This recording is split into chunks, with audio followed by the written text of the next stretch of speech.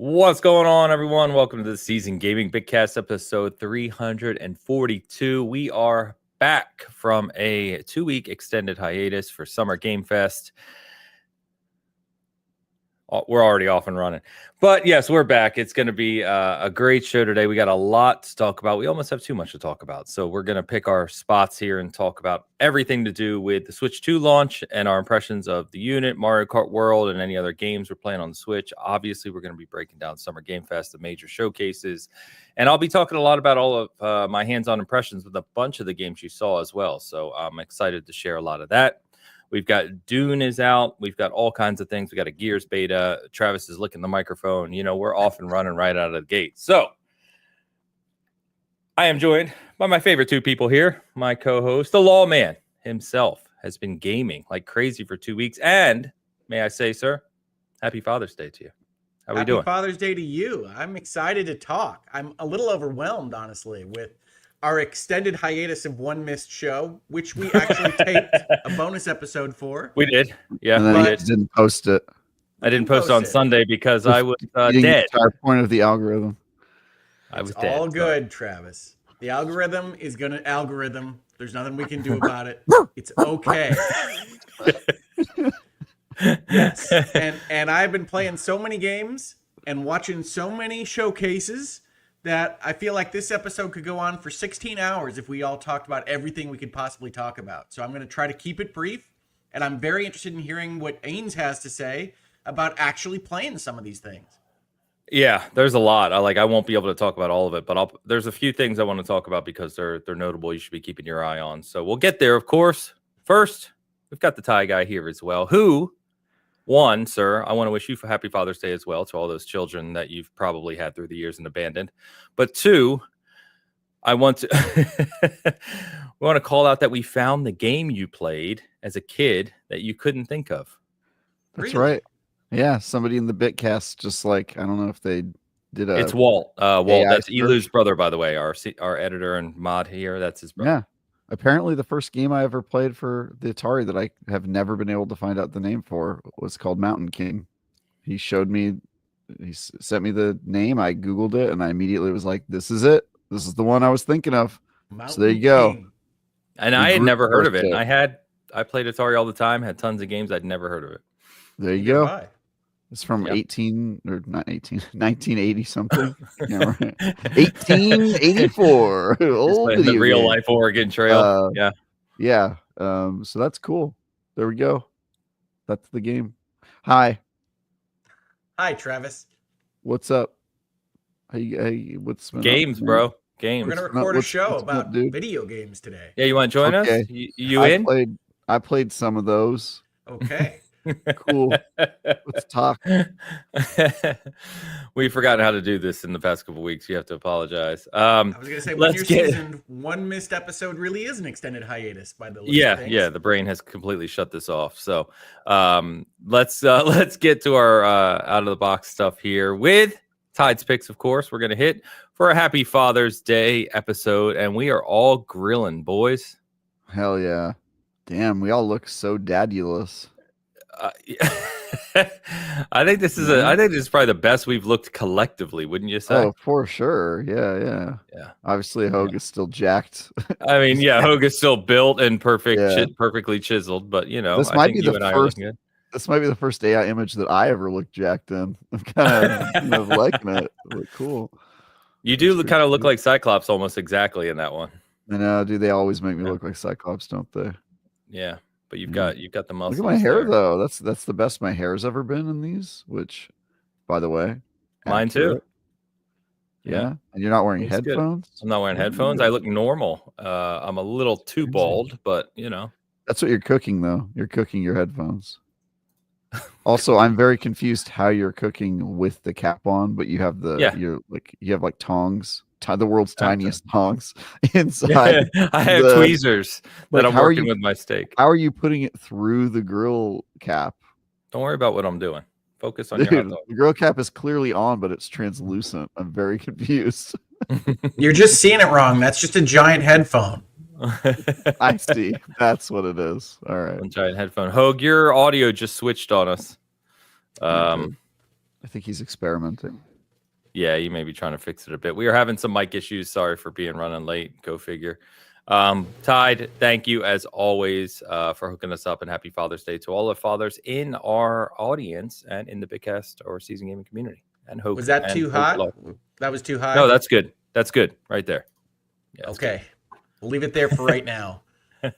I apologize. Yes, we had some physical technical difficulties as someone bumped my setup, and I've been trying to fix it.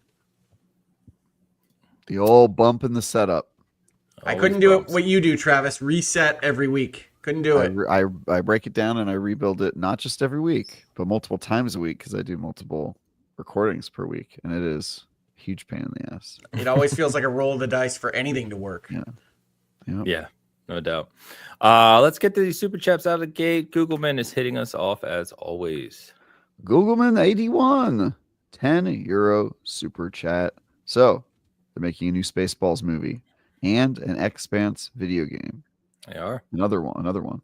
Not the same people though. That'd be weird. Oh, and Mod Retro is sold out. We don't know that Mel Brooks isn't going to make some Expanse jokes. It wasn't popular enough to really make an impression on Spaceballs universe, but hey, I love the Expanse. And I love Spaceballs. What do you guys think about this? Is it worth making Spaceballs 2 30 years later? Go 40 for it, years dude. Later? Whatever the hell. He's just living his best life. I think he can do whatever he wants. He's Mel Brooks. He's going to be 100 when it releases, which is wild. That's cool. Good for him. Yeah. Wow. In general, I don't give much hope to the 3 or 4 decades revivals, but we do have some successes on that list. So let's hope for a Maverick and not any of the other returns to form. Fair enough. What is Mod Retro? Anyone know? Nope. I mean, it sounds like a retro emulator of some kind, but I don't know. No. Well, yeah, he says sold out, so it must be a unit of Looks some like it's a little Game Boy thing. Okay, cool. There's a lot of these. I feel like I've seen so many Game Boys that are fake Game Boys. Replay your old favorites. No thanks. You want to play Mountain King on the go? Come on. I'm good, actually. Actually, I probably wouldn't mind that one, but in general, like, I'm just like, I buy them every time, and then I just end up never actually playing them. I don't know. Yeah, there's too many new games to play old ones. Yep. Googleman, thank you as always, my friend. Don's here. Don Lionhearted, $10. He writes, "Happy Fathers and future fathers." Travis, no, not me. Day panel.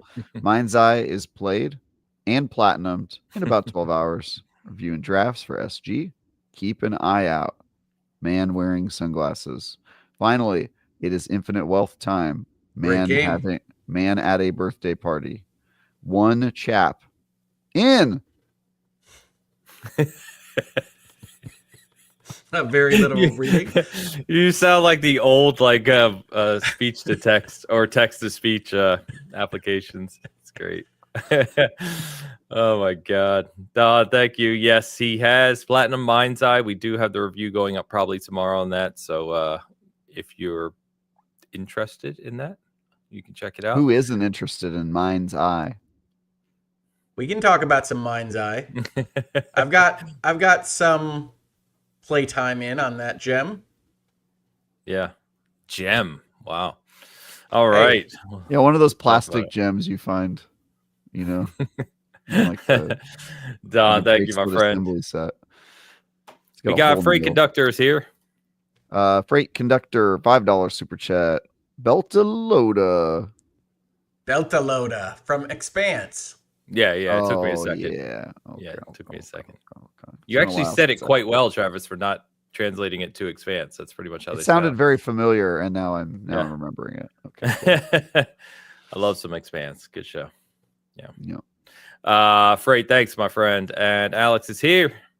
Alejandro Segovia super chatting us from CCOT, $1.99 super chat. Missed the SGF party, Travis. Great people and riots. Riots. Yeah. I don't think riots is the right word, but yes. It was something. I'll talk about it. Yeah. Yeah, you definitely missed a great time though. It was a lot of fun. It's cool meeting Alex and hanging out, of course. Alex, thank you. And shout out to the legendary Vintage Willow for gifting 5 SG memberships to kick us off this week as we come back to talk about Summer Game Fest. Willow, thank you as always. All right. Do we have to talk about Summer Game Fest? Yes, we do. Oh, okay. It's a mandate. Yes, mandated by law. When I signed to go to the show, they tell you have to talk about it the following week. So yeah. All right. Yeah, it happens, you know. So let's get into what we'd currently be playing, because really we do have a ridiculous amount to talk about today. So I figured we'll start. Why don't we start with the Switch 2? It launched while we were on our long hiatus. It is out. It seems that they had plenty of stock, to go around. They're readily available. It has set the record, if you didn't see, for the fastest console launch in history out of the gate, surpassing the PlayStation 4. I think it did 3.5 million units in 3 days, if I remember correctly. And it's obviously probably continued selling since then. That's a lot of Mario. But here we are. I got home. I got it set up. I've been playing a lot of Mario Kart World, and I've actually gone back to Mario Wonder, which I'm enjoying the hell out of. But what do you guys think about the... Oh God, it's gonna be one of those episodes, Hogue. It is. It's gonna be one of those. Stay strong. You guys have probably played it more than me, Hogue. I know you were really looking forward to this one. You were able to get one, thankfully, after the Walmart debacle. Yes, I was going to tell you about that. Yeah. So I was worried that Walmart was going to cancel because, as I mentioned in the last episode, I had gotten a check to see if my credit card worked, and my credit card bank tried to block it for fraud. And I immediately said it was okay, but I was wondering whether Walmart would try to run it again or whether they'd just cancel. And I was following my pre-order up until the morning of release, and then I was woken at 6 a.m. to a text message from Walmart saying we are canceling your pre-order on launch day. I said, well, this is uncool, man. And Walmart said, we don't care, bro.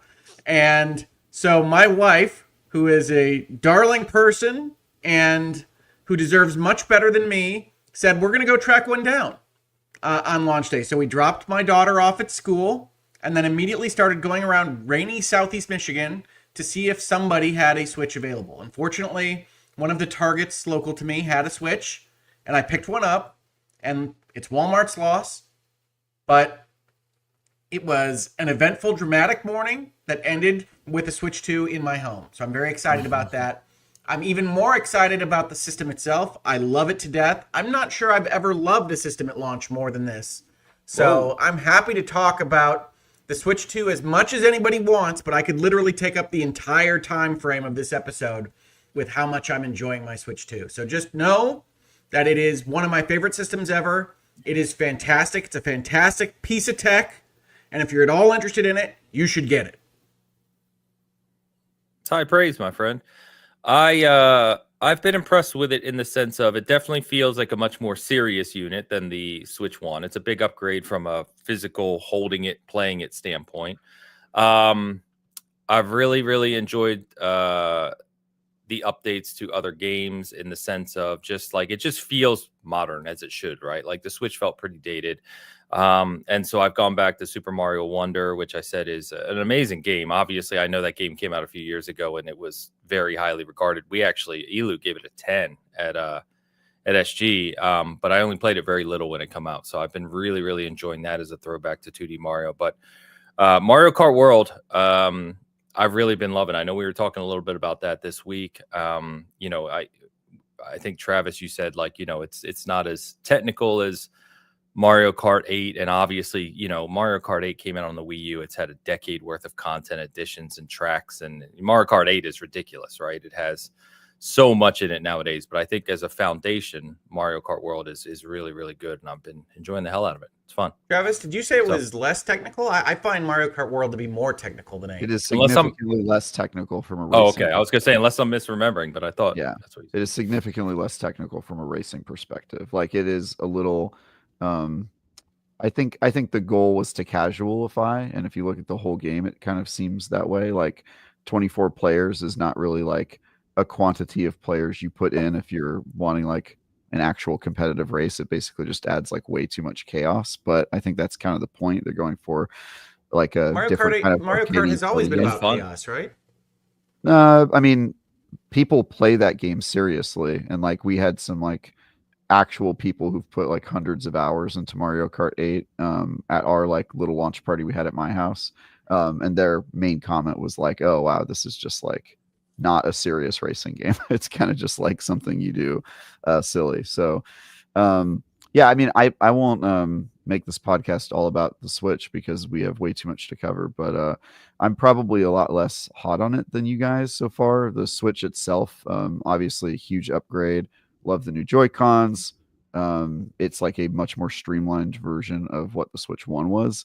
But so far, the fact that the only game they have is Mario Kart World, and it's not a game I've particularly been enjoying by what I've played so far. And also, it's just not that exciting a console considering it's already less powerful than other consoles out there, including some of the handhelds that have come out in the time since the Switch 1 and this came out. I just don't find it like the most like explosive, but that's also because, you know, Nintendo's always been defined by their insanely good software that we haven't gotten much of yet. So I'm hanging in there for now. I did a review of Hogwarts Legacy for the Switch 2 as kind of like an update to see like how it compares. And just like you would expect, it's way better than the Switch 1 version, but still not as good as like the PS5 and Xbox Series versions. It kind of runs somewhat similar to like the Xbox Series S in terms of performance, which if you played it on that console, it like runs it, but not super well. And that's kind of what it does on the Switch. So I put some time into it. I'm not as enamored with it right now. I haven't gotten back to it now that I'm on a different review on PC. But yeah, I mean, time will tell, right? Like it's going to have amazing games. I have no doubt. And I'll be happy to play it then. For now, Dee's using it for dating sims that she well, I want to talk about that for just a second, because one of the reasons I love this system is I have an enormous library of indie games that I thought the Switch could run, and a lot of those were really poorly optimized specifically to use the Switch's loading times. However, it was putting things in memory would really drive you crazy in indie games. And I didn't realize how much every game I had in my library would be boosted just by the Switch 2's power. Like, it doesn't increase res, it doesn't increase frame rates if it doesn't get one of those updates that we can talk about. But every indie game that felt like it was going to collapse, that made you wait for 2 or 3 minutes on the initial load and through the load screens, every single one is better. So it feels like the entire library that I have has been opened up wildly. And so that's really enjoyable. The other thing that I would want to mention about the launch is, yes, Mario Kart World is the only major first-party release. We don't have to talk about Welcome Tour too much. It's fine. But like, they have a lot of launch games that are really nice on the Switch 2. I've been really enjoying Rune Factory, Guardians of Ozma. I've been enjoying Cyberpunk 2077. And I've had a good launch with this unit. And yes, I'm looking forward to Donkey Kong. But I've loved Mario Kart World. I've loved these other games that have released for it in this launch window. And I've loved all the old games that are now revitalized that I've purchased over the last decade or so. In addition to that, I love Pokemon Scarlet now, which I didn't before. That is an amazing Switch 2 upgrade. That is free. And it's an entirely different game with an actual resolution and frame rate. So if you were at all interested in Pokemon Scarlet and Violet, and you said, wow, that's ugly when it came out a couple of years ago, I don't really blame you, but it's fantastic now. So check it out. And with those games in your launch Switch 2 unit, you're going to be playing well past when Bonanza comes out next month. So I've really enjoyed this launch, honestly. Cool.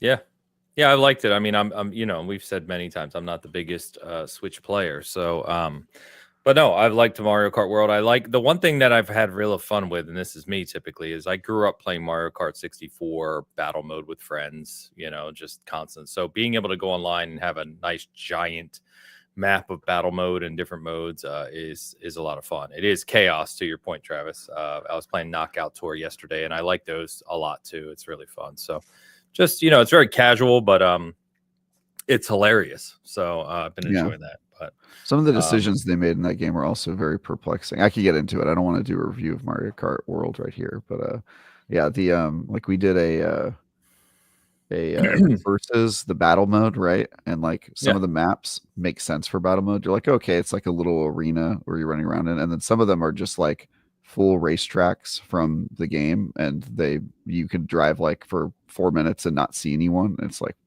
what is this? What are they thinking when they put this map selection together? So I'm looking forward to playing more of it. But yeah, the upgrades thing is cool. The kind of passive upgrades. I would have liked it if more games had an actual like update where they worked on the way the game looks, and rather than just like, because most of the improvements I've seen are like, okay, it does the thing it was trying to do on the Switch one very clearly, and it improves load times. But like for example, Mario Party Jamboree not having an update at launch is kind of like It's crazy. next month. Yeah, it's a while, right? And so like we were planning on having like these Switch 2 launch parties last week and this week and next week, and like for all of them that people are like Mario Party Jamboree, and I'm like, the old version, I mean, you're not going to be able to use any of the cool new Switch 2 controls. Also, have you guys used the mouse mode on the Switch at all? Only in Welcome Tour. Yeah, we did it on Cyberpunk because a lot of people brought their Switches to LA, right? So there were a bunch of them on the tables, but it's pretty impressive. Yeah, it's pretty interesting. Like it's fairly accurate. The problem is holding the controller that way is like deeply uncomfortable over long periods of time. It'll definitely hurt your hand. But I already saw some people are like 3D printing molds. I saw that too. Slide it into to make it a mouse. So I think that stuff could be cool. I'm surprised Nintendo didn't like have an add-on for that already at launch. But they probably it's interesting. I'm impressed how accurate it is. Yeah, it works crazy well for what it is. So there's a lot of little magic bits of the Switch 2 that feel that way. The Welcome Tour is really good at showing off some of the stuff that the system can do. That's why it should have been a pack-in. Very bad game though. But I mean, it's not a game per se. So they're selling it to you like it's a game. So I mean, Steam sells me, architectural CAD software. It's just a platform. So Welcome Tour is an informational application. I'm not sure I would call it a game. But it does manual. Yeah. It does show off cool things. They have a really cool piece of microphone software that really does kill all the rest of the noise in the room. That's pretty impressive. The mice are impressive. I do recommend, if you want to feel better about your hardware, checking out the Welcome Tour. It's just a shame that they sold it separately. Let me ask you guys, so you either of you put a third-party handles, grip, case, anything on it? Nope. Just a screen. No? Damn. Okay. I still can't hold it well. Like, I don't play the Switch in portable mode much, but when I travel or something, I'm going to want to. So I've been asking people what the best. I've got a few recommendations, but I actually like the size of the Joy-Con. I travel with the Pro controller. I played Joy-Cons. Yeah, no, the lower thumbstick on the right still messes me up. I really wish it was like the Steam Deck where they're both at the top. Really? So, and I got big hands, man. I'm a big guy, so you definitely have to reach for it. Yeah, it's hard to hold comfortably for any extended period of time. I just take those Joy-Cons off, and you can play Switch 2 with your hands at your sides, just like this. Like other controllers, like you're dead. Your hands together. Okay. But when you're playing the Switch, you can just go like this. So you can just literally look like you're not playing games. People walk in the room and be like, "Are you watching a movie?" You'd be like, "No, dude. I got my Joy-Cons right here. I'm just playing a game, looking totally prone."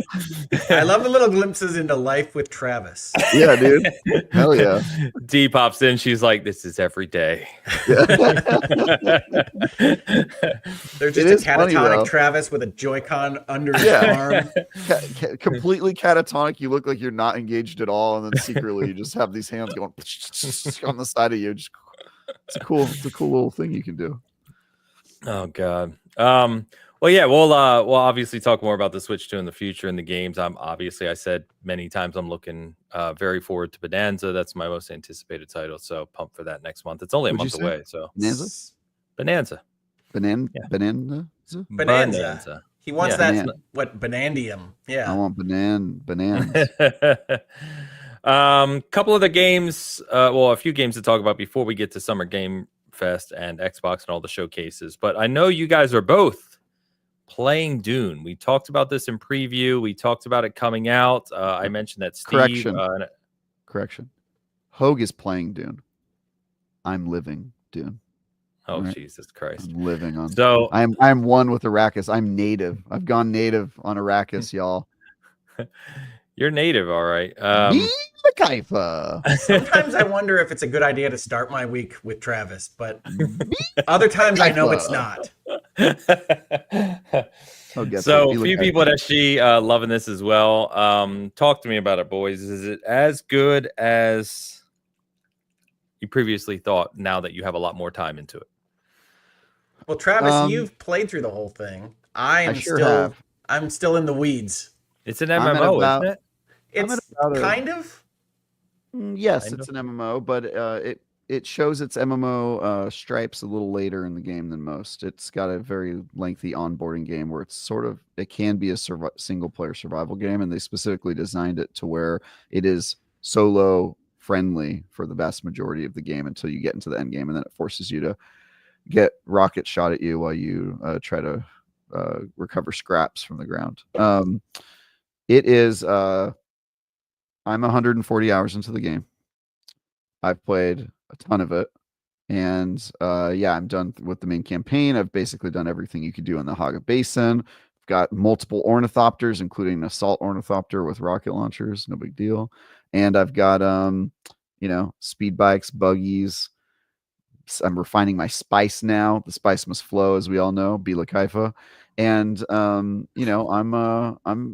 enjoying it quite a bit. I'll have my review out tomorrow because that's my deadline, and I'm definitely gonna hit my deadline. No difficulty there.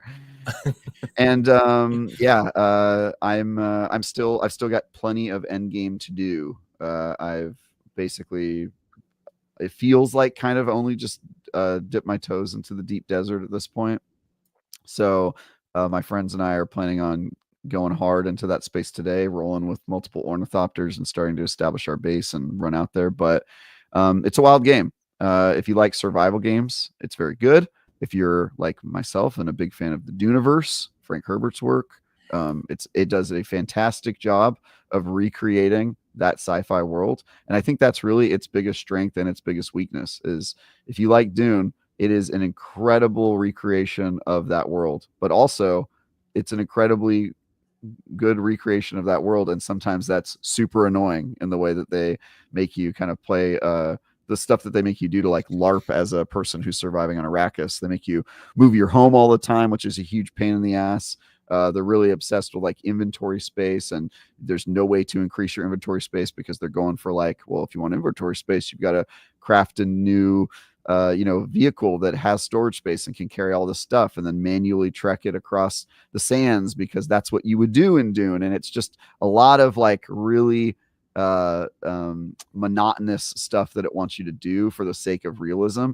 And I kind of respect it because they're so committed to it, but also it's deeply annoying at times. And that kind of extends to the combat, right? Like they have the Holtzman effect in the game. So like if you have a shield on, bullets can't penetrate and hurt you. And that means that if you're using a gun, you're like waiting for somebody to shoot back at you so that you can shoot them. And it makes combat have a really oppressive rhythm to it where it's like, all right, well, you kind of want to be a sword guy. Like I pivoted my build from guns to sword because it kind of doesn't make sense to use guns until you get ones that can pierce or at least damage more a Holtzman shield. And it's just like, there's like a lot of little stuff like that where you're like, I respect it so much because I love this universe and they're clearly committing to like, we're just going to put that in the game, but also sometimes that comes in conflict with it having good game design, where it's just like, all right, well, normally you wouldn't want to put that in a game because it feels bad. And that's kind of my thoughts on the entire game in general is like, oh my God, this is the Dune game I've always wanted. It feels like you're living on Arrakis. Sometimes feeling like you're living on Arrakis is deeply irritating. And that's the game, but I love it. I was wondering, since you commented something like that to me earlier in the week, what you meant by that, and I understand it better now. I think I agree, but I am such a big fan of Dune that I have never felt Dune as a long lineage of being presented in video games, and I have never felt like I'm in Dune, like I am in Dune Awakening, and that's fantastic. But also, I know that I had just spent an hour building a sand bike, and I had just crossed the desert and gotten shot, and now I am back at a checkpoint before my sand bike, and I know I'm going to have to rebuild it, and that makes me sad. So I will say this. I like survival crafter loops, but I like them more with cool prefabs. I like the Subnautica model of survival crafter more than the floor, wall, roof, build everything piece by piece model. And so I love this game, but I don't love trying to make something cool out of squares. I never have. Not to interrupt you, Hogue, but is that what this is? It's that Yes. secondary model? Okay. Yes. Yeah. To its credit, you can get like prefabs from other players. Basically, like they can copy the layout of their base and they can sell it to you on the market, but you don't get that until later in the game. And so you're going to be making ugly boxes, and that's how most people start. And then eventually you can just get sick bases. I'm sure that's crafted true. mine on my own, but yeah, you can get This really is like cool stuff. Minecraft. I have no doubt you can make amazing things with blocks. I'm not so interested in spending my time doing that. But outside of that, the keeping hydrated, staying out of the sun, staying to the shadows to avoid sunstroke, managing your resources, and driving up a research pathway, I love all of that. I just don't really care for building all of the survival things that you need to piece by piece.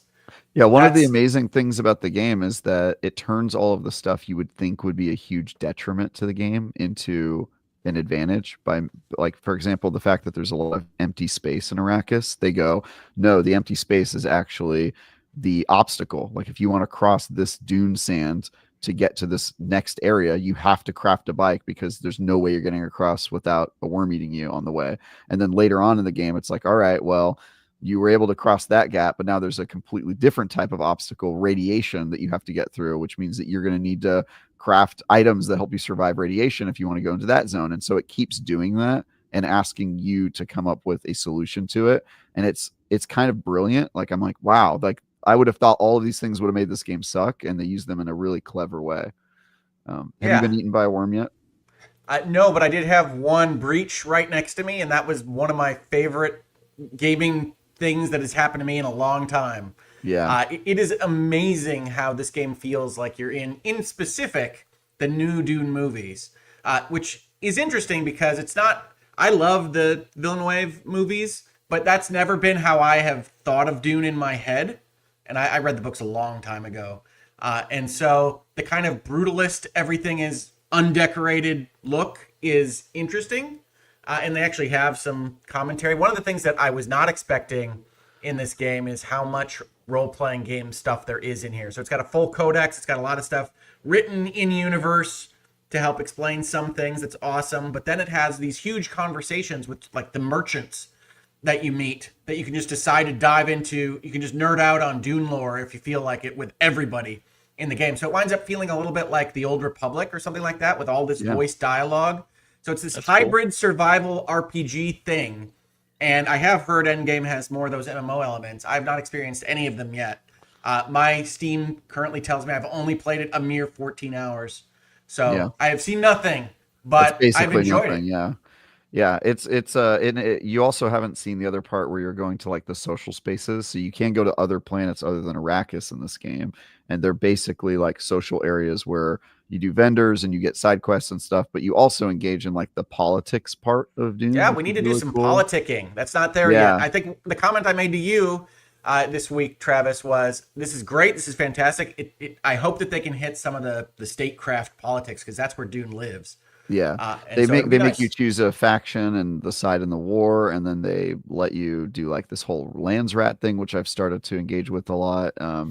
And yeah, I mean, you can play this game up until like Hogue. You could play it for 100 hours up until the part where you get to the deep desert, and then even the deep desert, they give you a 10% around the borders where there is no PvP, and you can kind of like settle and figure that stuff out.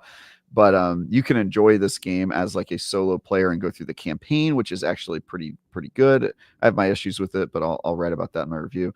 And then you go all the way to the end. You can get all the stuff and deck out your research and get hundreds of levels and all that stuff without really ever engaging in multiplayer if you don't want to. And I think it's such a interesting and cool strength. But it definitely starts to feel a lot more like an MMO. And honestly, like most survival games, it's just better if you have friends. Like being able to drive around in a buggy with one person in the turret, who's the turret is like a miner on mine, right? So there's somebody like grinding resources and gathering everything while I'm just driving around and that sort of thing. Is just a lot of fun. And then when you start to get ornithopters that can have multiple people in them, that's like another cool part of it. I will say this because I think it's funny. Hogue, you saw a worm, right? The worms that are in the Haga Basin map, which is an enormous freaking map, and you could spend like 100 hours on it, are basically adolescents compared to the worms that you see in the deep desert. The worms in the deep desert are so big they could swallow cities, and they make you think of like all the other worms you see on the map as like basically not worms, like kind of not threats to you. Like I'm talking, there was one point where I was mining spice and I just see on the horizon, it looks like a mountain's coming out of the ground. And I'm like, what is that? And then I look behind me and there's another side where the mountain's coming up. And I realize, oh, those are lips. I'm standing in the middle of a mouth that is slowly rising and the ground just starts sinking beneath you. And it's just literally coming straight up from the earth. Like, it's just like you're already in its mouth and you're like, oh God. And you're getting in your ornithopter and trying to fly up in the air as quickly as you can. Cause this thing's just going, just taking everything with it. It is insane. So the game really goes places. I've got to play like more of the deep desert PvP stuff to kind of cap off before I can write my review, but it is a trip and definitely one of the coolest games this year. So I love it. Yeah, no, it's going to be on my game of the year list, and that is way unexpected for me. Yeah, I think you were talking before this that you didn't trust Funcom and that you thought this game might not be good. Yeah, so like for long-term support and what might happen to the game, I still don't trust Funcom. That's just from a history of playing their games, but I wanted to give it a run. I love Dune. I figured it would have to be very bad for me to not enjoy this experience. So I'm glad I bought it. It's way better than I thought it would be. It's way better than even Travis pitched it to me as, but we may be underselling how much I love Dune. So Dune is sick. Be like Haifa. That's good. I'm glad it's good. I know the Dune heads I know, other than you guys, have been loving it too. So it seems like they hit the mark. Probably a silly question given what you said, but I assume this is this considered canon? Like it's part of that universe? So one of the things that's really smart about what they did here, and it's in the intro, and it's the first place where I really felt like they had a good handle on what Dune is that the game itself takes place essentially in a dream of the Kwisatz Haderach, of a different timeline that could have existed. And so it's canon insofar as they've set it up as Paul Atreides is thinking about what this might have been, but it's not happening in the universe where Paul Atreides exists. It's an alternate reality where Paul Atreides was never born and instead his mom had a daughter like she was supposed to, and you get to see what that timeline was like. So it is That's cool. Very specifically not canon, but it's in a way so that they can play with the lore and introduce you to let you interact with characters that actually die like 5 minutes into the Dune novel, and so they're sort of having fun with the lore and the characters in that world and not tying themselves to the exact plot line that happens in the Dune novel. So it's very interesting kind of I probably prefer that honestly in video games. Yeah, it's cool. No, it's very smart, and it is smart, it doesn't feel random. Like it's not just anything can happen and now there are butterflies on Arrakis. It's more like, so this happened, so that meant this, that meant this, and this is why you're experiencing it this way. And it all checks out for the books, which is nice. Like you just don't expect that. Okay. It's cool. Cool. Well, we got a ton of games to talk about, so I don't want to stay on Dune anymore, but I'm glad it's as good as you guys said. Sounds awesome. So it's fantastic. I want to play it right now. Nice. Good stuff. Your review tomorrow. You said, Travis, what server you on? What server you on, baby? What server am I on? It's like Wayrest. Yeah, lame. I'm on Sandtides. I really, No matter what words you said, Hogue, he was going to say lame. He was just waiting for you to say the word. No, if he said Santides, I would have been like, let's play together. Let's go. No, I've been running around with my brother. Nice. This guy 07 says PC only. I think it's PC only right now, right? It is, but I got to tell you, it is so set up for consoles. Like you can see the design in the game as you play it. It'll be on consoles someday soon, I would guess. Yeah. I would be surprised if it were soon, to be honest with you. I think it depends on your definition of soon. Well, yeah, I don't think it'll be in the next year. I would say in 2026. Interesting. Okay. I would love if that were true. Cool. I have my doubts, but we'll see. Okay. Let's see. Couple real quick mentions that I know a lot of the community I deal with, of course. So Gears Reloaded beta is this weekend and next weekend. To be clear, it is very simple. It is just team deathmatch, multiplayer only as a server test. It's literally a server test. And quite frankly, the test hasn't gone well. There was all kinds of matchmaking issues. You couldn't find a match. It was kind of messy, but it seems as of last night to be working okay. It is Gears 1, so take that as you will. It is a quite dated game. It looks and runs very well, but the mechanics are Gears 1. So if you enjoyed that and loved it in the day and want to revisit it, by all means, check that beta out. If you're expecting something kind of like a remake, it is not that. The guns feel the same. The shots feel the same. The movement and everything is pure Gears 1. So had a few matches, had fun with it. I don't know how much I'm going to play it. I really, really wish they did Gears 2 and 3 instead, or in addition to. Gears 1's been remade before or remastered before. I don't know. I wish it was Gears 2 or 3, in my opinion. But, for Gears fans, it's cool to see. So that's out there. Let's see. Another quick mention. I mention this game all the time. I feel obligated to do so. Its final season 7 is out. It's probably the biggest updates to the game we've seen yet, and it is the best arena shooter on the market, bar none. I will take that argument with anyone. It is incredible. Please, please, please check it out if you haven't. So, which game was that? Sorry. The finals. Nice, good game. Yeah, season 7's out. Ton of amazing updates. It's incredible. So Hogue, you said you had a few more games before we get to Summer Game Fest and all those things. You said you had a couple other games you wanted to call out that you've been playing, I believe. Yeah, so I have been playing a lot of games this last couple of weeks, and I mentioned one while we were talking about the Switch that I have been enjoying, called Rune Factory Guardians of Azuma. Rune Factory is the spin-off of, I think, Harvest Moon as a series that has fantasy elements introduced to a kind of farming, cozy life sim type game. And this one in particular is around kind of fantasy feudal Japan. So it has some of the themes that I really like in places like Kunitsugami that I talked about last year, of kind of purifying the land, bringing life back because there's a blight, that kind of thing. It's a good game. I don't think it's a standout really, but if you like Rune Factory, if you like Harvest Moon, if you like that kind of loop, it is a more high production value version of that game series. And I think Guardians of Azuma is technically a spin-off. It's not Rune Factory 6, so they treat it a little bit differently than the mainline series. But it has eaten up a lot of time, and I've really been enjoying that. The other game that I've been playing a lot of on my Switch 2, which is going to make Travis laugh, is the 100 line, which uses no Switch 2 powers at all.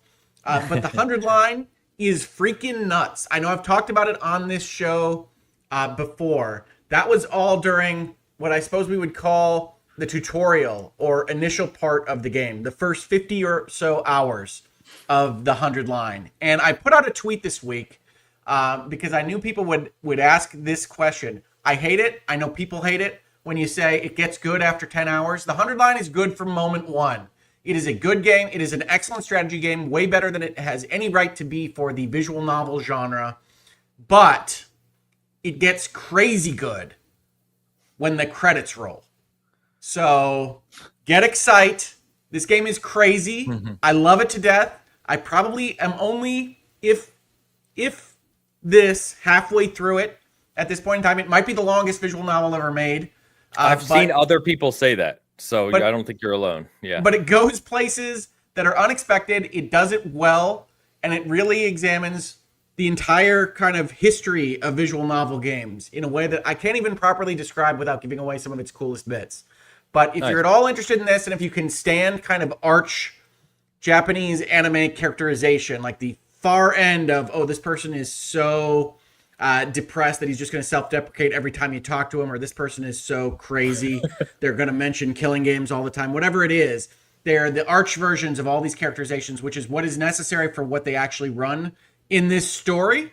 But I love it to death. Couldn't recommend it more. Even if some of the stuff that it does in the second half here, I don't love as much as other things, which is basically a part of the function of this game that I can't go into in more detail. But buy it if you're interested. It's well worth it. Plays great on Switch too, as you would expect from a visual novel. But enjoy it. Love that game. The other one that I wanted to mention that I'm also loving this week is a game that Travis mentioned because he played it in previews, I think a year or two ago, from 11-bit Studios called The Alters. Yeah. Which is amazing. It's an amazing game. File it under that kind of amazing indie game space that you're keeping Expedition 33 in. It is this enormous ideas-based game from a small team that uses its assets well, where you are stranded on an alien planet of some kind with a special material that helps things grow really fast, and you use that to make alternate versions of yourself in order to do the various things that you need around your base. And if that sounds intriguing to you at all, they go into the narrative bits of that. It's not just a game conceit. They really do examine what this technology would mean and how you interact with your various versions of yourself, how they would have gotten to that place. You get different life streams that you can examine in parallel dimensions, how those parallel dimensions work when they're only memories that were created by a computer, and all these various other questions that, if you're interested in science fiction like I am, are very exciting to have examined in a video game, while also experiencing kind of survival adventure elements and colony management sim. It is the craziest thing. It is fantastic, and I cannot speak highly enough about The Alters. I think that's it. I said I would keep it brief. You did. Good job. Alters is very highly reviewed, right? I think it's like in the mid to high 80s from a review standpoint, and I see a lot of people raving about it. So, yeah, Travis, you got to preview that one very early. So it sounds like it turned out extremely well, which is awesome to see. That's what I hear. Yeah, Dan Stapleton reviewed that one, and I got to check in with him to see if it turned out as good as I had hoped, and he was like, "Yep, it's awesome." And I think my preview of that game sold him on claiming it for himself as a review. So, for a review. Nice. Yeah, I have not played it at all, but I did the preview and checked in with it a few times in between then, and basically had no doubt that this thing was going to be sick. And so it's on my list of games to play eventually. It is in fact sick. I will play it That's the review I'll give it. eventually. Yeah, I could tell, man. I mean, sometimes you play a game early and you're just like, I know that they've got something special here. I'm stoked for it. The Alters was one of those, and it's been living in my head rent free since that preview event. So I'm really excited to play the finished product. Nice, very cool. When you described it to me a couple of years ago, or I don't even know, maybe early last year, I thought that idea was crazy enough that it must be kind of low rent, like indie development where you're not spending all the resources on it because that's a nutty idea. And it really is that kind of AA, almost AAA kind of feeling title that is really special in games. And it's amazing that we got two of them essentially in the same quarter, because it really does fall into that Expedition 33 range in my head of, this is what I want to see, is crazy people doing crazy things, mortgaging their house, whatever it is. We see these stories from the people that make the 100 line that they had to essentially bet the whole company on this thing. I don't know whether it's going to work out for them, but please do try the game if you're interested. And I love it to death. The Alters is another one of those games where people say gaming is dying or it's flat or stagnated. And I say, I don't know what you're looking at, because gaming is fantastic. And these things are all coming out. They're just not coming out from the big studios that you expect them to come from. Yeah. And they never have. Which is the story of Summer Game Fest that we're going to get to, honestly. My least favorite show of the weekend. I know that technically all the shows are part of like the Summer Game Fest sequence. I could not possibly have been more disappointed in the Keeley show. Wow. Okay, well, we'll get to it. One quick mention, though, is Alters, which you mentioned, is on Game Pass as well, which I console? either for. Is it on console at all? I'm playing it on the PlayStation 5. Nice. Okay, it is on console. Oh, the Sweet. game's on console. Yeah, I don't. It's definitely on Game Pass PC. Someone could correct me. I think it's on Game Pass for all, but you can check.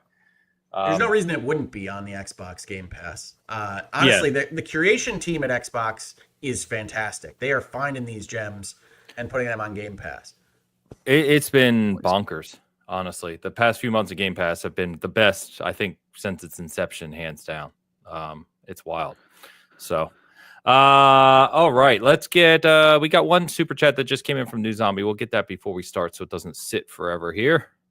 New _ zombie $4.99 super chat. Happy Father's Day. $400.99. Is that what you said? Is that what I said? $4.99 super okay. chat. You should give Ains up. You should give that'd be welcome. Though. Happy Father's Day, Ains and Hogue. Good people, good dads, I'm sure.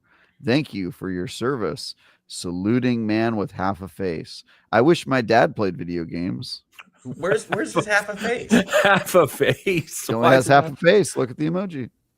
I see 2 eyes. 2 eyes and a mouth with his hand up. What are you looking at? Wow, you. Oh my God. Look at the one on Look at the one on the other screen.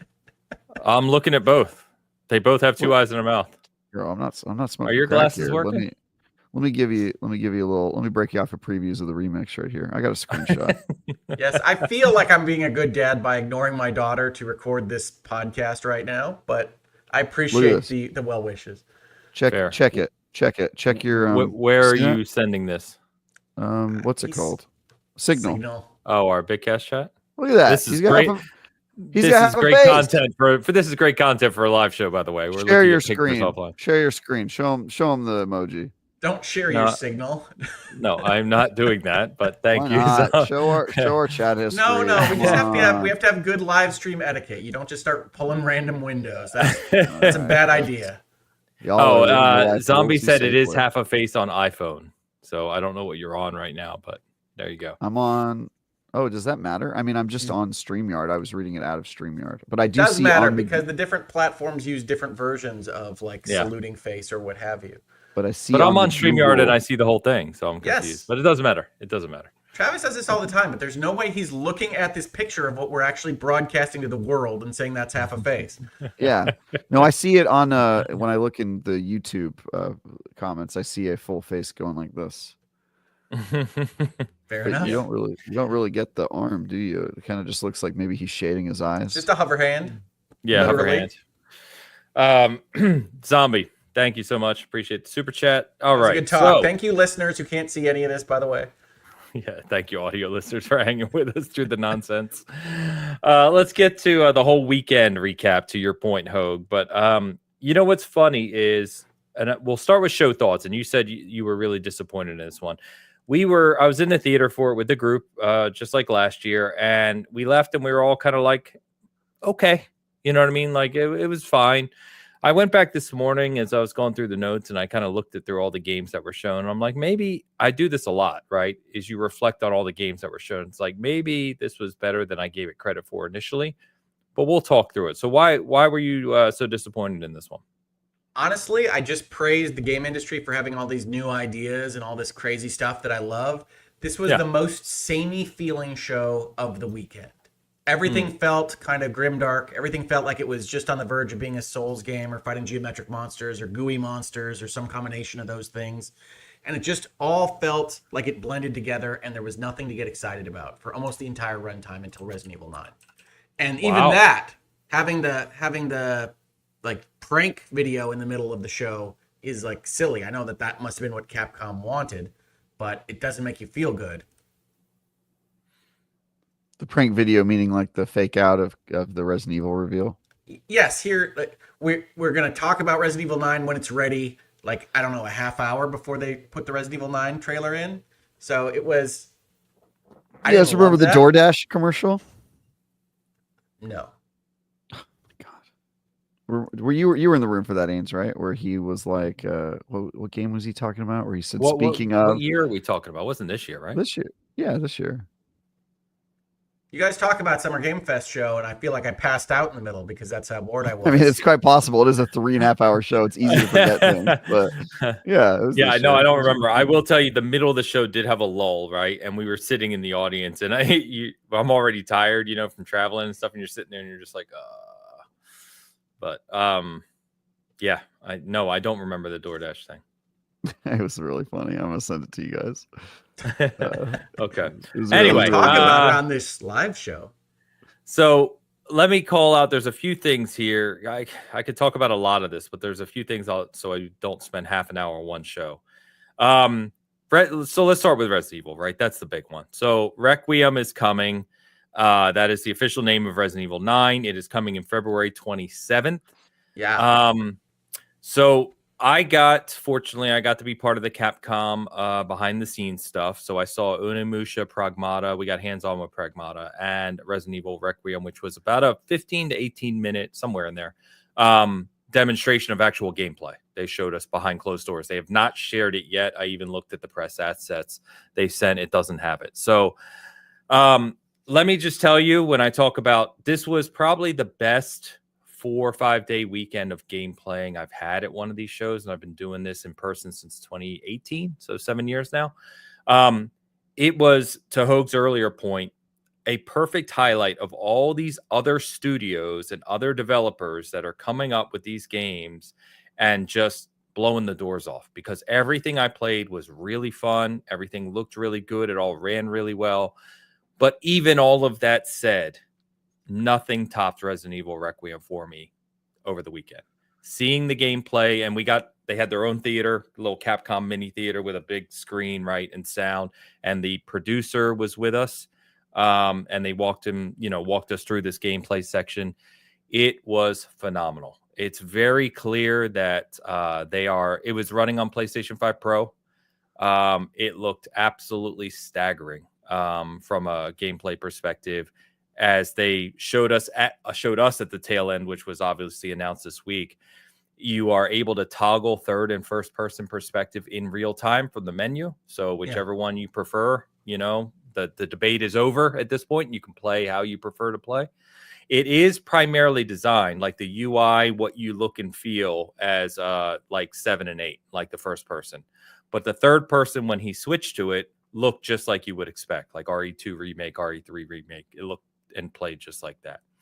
But the sequence of events that they showed us, and the monster and the creepiness of being chased, and just the fidelity, everything about it was phenomenal. It was like Resident Evil meets PT meets, they stressed multiple times that they are going for their most horror experience ever. And I think they maybe heard the feedback from Village, which was House Benevito was, I don't know if I'm saying that right, but you know what I mean, was considered, was really considered like the peak of that game, that section, right, that chapter. And it feels like they're trying to take that and extract it and make that the focus for Requiem as a whole. So anyway, I won't go on any more about it, but it is, we left that theater like blown away. And that was true of everyone I spoke to. So if you like Resident Evil, be excited. That would be cool. I'm not sure whether I like that direction that you just described, Ains, because I feel like the jump scare, constant horror and stress is not actually what Resident Evil does best. They kind of do this pop summer blockbuster horror best. Yeah. And so I'll be interested to see whether that sustains for the long term of a game. But I'm certainly the most excited at Summer Game Fest about the Resident Evil 9 reveal. And I'm glad to hear that it looks great. I was super glad to see that it had a pretty recent or pretty early release date set in stone. Yeah, so I'm hopeful that they get something like that. And I'm looking forward to it. I've loved the series from its beginning. I am pretty sure it will be a good time when it comes out. Yeah, there's a little obviously no spoilers, but there's a little misdirection they do in the demo they showed us, where you think you're safe in this hand. There's a screenshot you can see in our preview. There's this giant hand that comes across the screen, and you turn around, this monster sitting there. And then typical kind of Nemesis fashion, RE2 remake, Jack from 7, right? Just chasing you basically. And like you could feel the hair standing up as you were watching it. Like it was so tense, but it just, yeah, it was stunning. Absolutely stunning. What and hair? I think I think being able to play in third and first person is awesome, right? I think they finally kind of just hopefully have solved that. So whatever you prefer, you can just play it that way, which is cool. Pragmata, I can't talk about personally because Alex and Ray played that, who were part of SG. I had to go to Mixtape, which I'll touch on in a second. But we will have a preview of Pragmata on the site this week, which you can read and check out. And yes, we did play it. So feedback was very, very positive. In fact, I talked to a few people. Shout out to Joe at Trophy Room. Shout out to Luke at Xbox Expansion Pass. All our friends that have been on the show. Everyone did get to play Pragmata, who was part of the Capcom thing, and the feedback was very positive. So yeah, look forward to that. And then Onimusha, we saw a lot of as well. The Way of the Sword, the new one, of course, looks pretty much as you would expect. It looks really good. I liked what I saw. The gameplay, the combat. They showed a boss battle, which had a lot of personality to it, and really what you expect from Onimusha. I can't tell. And this is going to drive Hogue nuts, I'm sure. I can't tell if they're going a little more Souls-like, to throw that word out. I did see an interview that said that they're not doing that, okay. but you don't know until you play it, certainly. Of course, because the boss battle they showed was, it looked to be more of that kind of like dashing parry counter type thing. But it wasn't a huge demonstration. So the rest of the game looked like you would expect from Onimusha, which I love. I love the classic Onimusha. So well, to your point, Ains, the PlayStation State of Play that got announced and dropped the same week as all this during our not so extended, but extended for game purposes hiatus, had a trailer for Neo 3, which is more of a Souls model. And then the trailer in Summer Games Fest for Onimusha blended so much with what we just saw of Neo 3 to me in my head that I couldn't tell whether we were seeing a different look at Neo when they had their Onimusha trailer, because almost all these trailers have the title at the end, right? And so they have very similar vibes in trailer form. I would be surprised if they do in game form, but it certainly was a point that I noted while I was watching. Are you moving paper right now? I'm trying to take notes so I don't step on people's toes.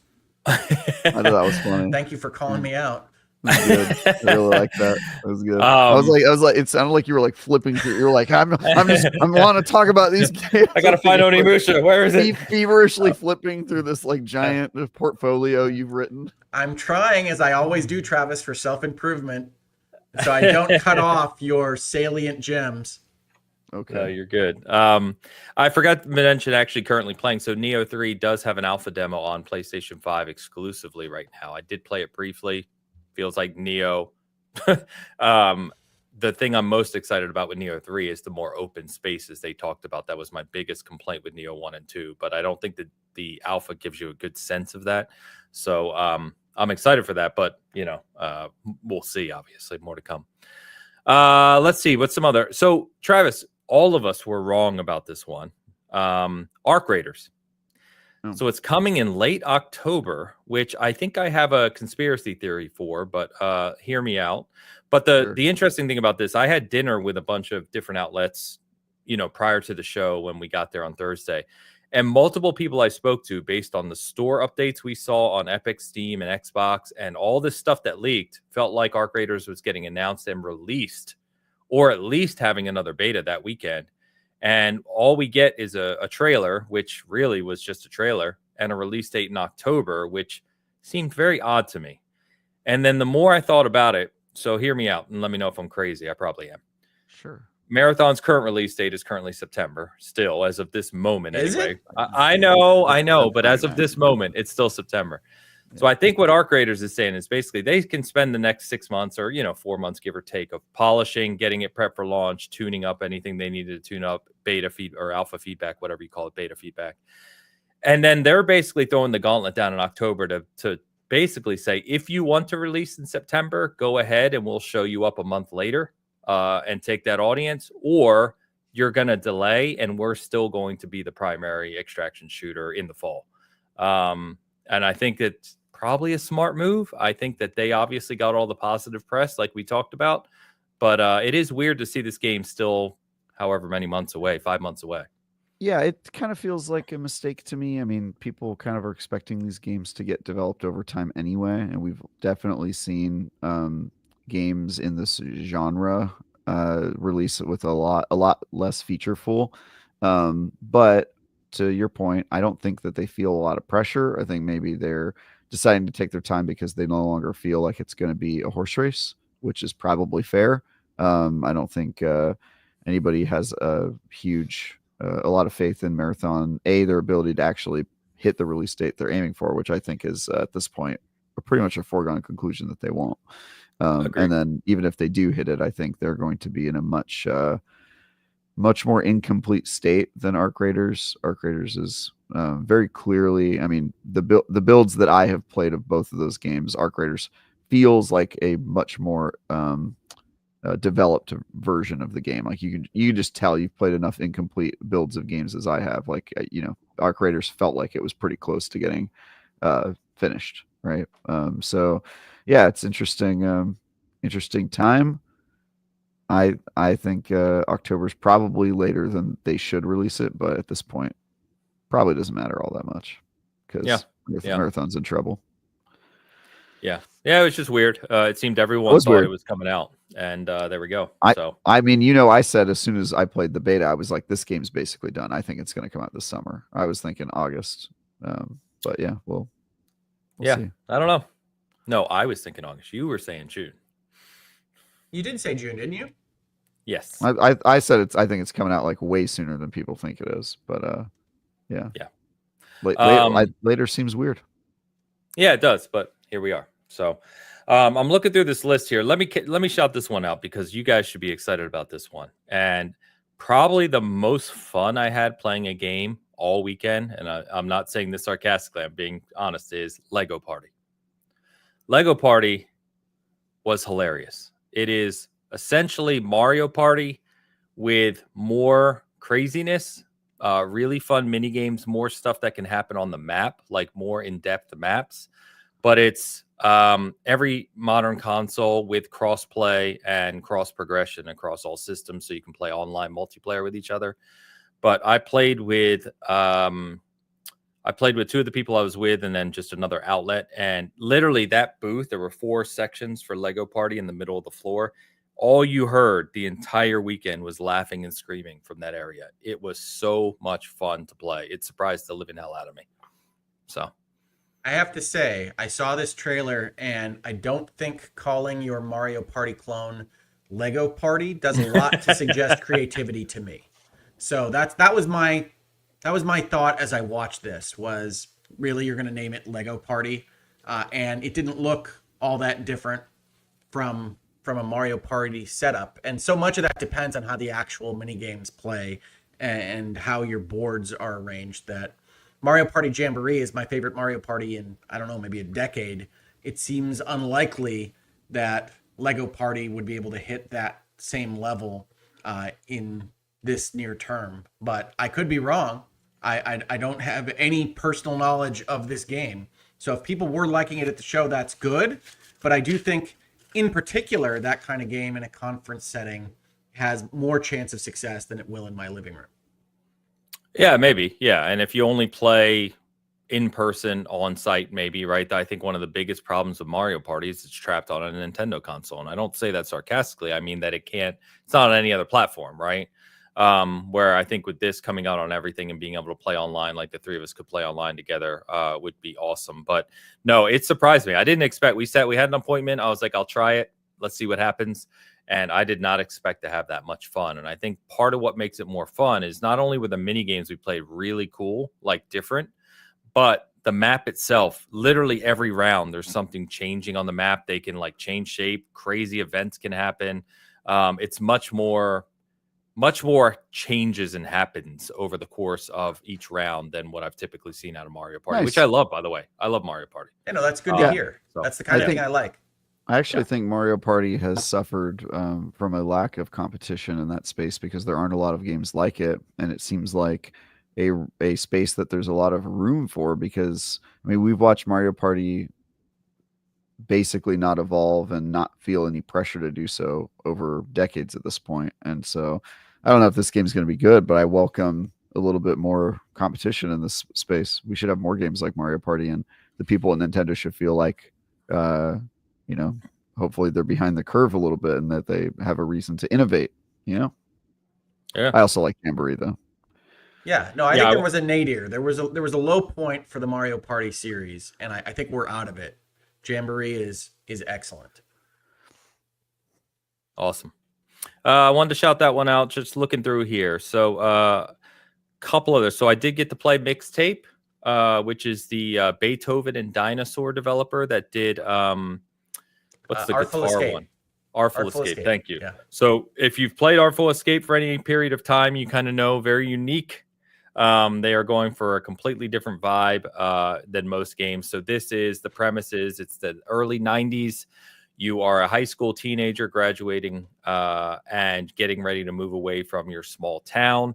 And it's all about you creating a mixtape with real music, you know, famous music from the 80s and 90s or early 90s, basically 80s, to basically go through your experience. And so I played 3 chapters, one where you're like running from the cops in a shopping cart, one where you're skateboarding, one where you're hanging out in a bedroom. And it's a very much like teenage life in the early 90s, rebel with music type of experience. It's definitely going for something very unique, but it was very engaging.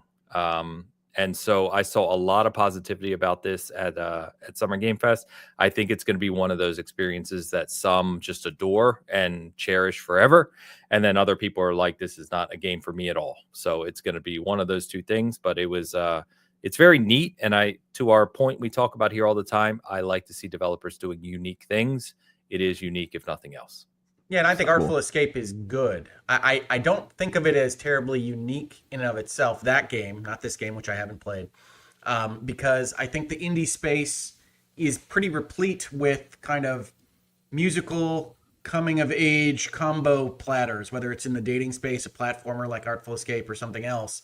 It tends to be a vibe they go for. Even this game, Mixtape, I keep getting it confused in my head with Lost Records, which I just played, which is about being in the 90s and having a VHS camcorder and recording your coming of age experience. So this, I don't know where to put this. I don't know what kind of game it is because the trailers just showed you in a shopping cart and kind of moving through space, but what is it? It's very like, it's more like interaction based than like hardcore actually playing, you know what I mean? So there's a lot of times where you're just, a little more, yeah, but kind of faster pace. So, for instance, on the shopping cart, like you're racing through town, obviously very unrealistic, you know, racing away from cops, and you're just steering the cart.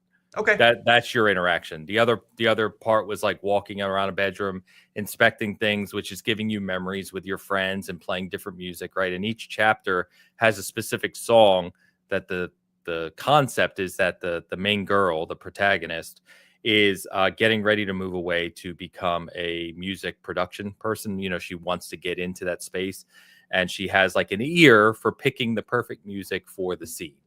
And so that's what the whole game is kind of designed around. That's why it's called Mixtape. She's having these memories informed by these songs. Now, suppose hypothetically that you hate The Clash or something along those lines. Is this game still going to work, or is that so dominant that it's not going to work for you now? Good question. Don't really know. Because there's plenty, like, for instance, The Cure, right? Famous band from us growing up, Hogue, has a big following. I've always hated The Cure. I can't stand listening to The Cure. So at some point in Mixtape, you're going to play a whole chapter, which may be 10 minutes. Chapters are pretty short, but you're going to play one where the song playing the whole time is The Cure. You know what I mean? And so I'm going to be like, oh God, I got to listen to this now. But you know, so that can happen for sure. But I think it's more about the total kind of overarching, how it pieces together type thing. So it's really going to depend on how the story goes, more because the action is slight. It's a narrative driven game. Agreed. And yes, I like Artful Escape, but it maybe didn't connect with me as much as I would have hoped. So this one will go in the maybe wait and see pile for me. Yeah. And again, I believe, if I recall, someone can correct me, I believe this is also releasing on Game Pass. So another one that you can just kind of check out and try when it releases if you want to. So Oh my god, I played and saw so many of these games, guys. I'm trying to pick out the ones that make the most sense. Okay. Is this podcast sponsored by Game Pass, by the way? Do we I, do we have I think mean, the I gaming have to industry mention might it, be right? sponsored by Game Pass. do we have Yeah, I that have Game to Pass mention it. money? Do we have it? I wish we had that Game Pass money. Let's talk about Luminous Arise. Luminous. Um, Hopefully, I didn't just blow off the Easily. mic with that, folks. I'm sorry. I get No, you're excited good. about puzzle games. No. That was appropriate because this, outside of seeing Resident Evil 9, as I just said, kind of blew me away. This was probably the best thing I played. I love this, Luminous. You are gonna go nuts. I sat with the developer. I sat with the Iron Lords, or King over at the Iron Lords, and we played this together. He was actually, I had headphones on. I was jamming out. The music's phenomenal, right? And the level, how it incorporates the entire experience is phenomenal. And all of a sudden, I hear him talking behind me of like, I'm screwing it up. And so we had a good banter back and forth, and then I swapped with him and he played. But I absolutely adored this. It is, the design of it is everything you expect as a combination of like classic Luminous, but with that kind of really, I don't know the word I'm looking for here, but the music and the beat and the rhythm and what's going on the screen all coming together, kind of like Tetris effect, right? Yeah. Connected.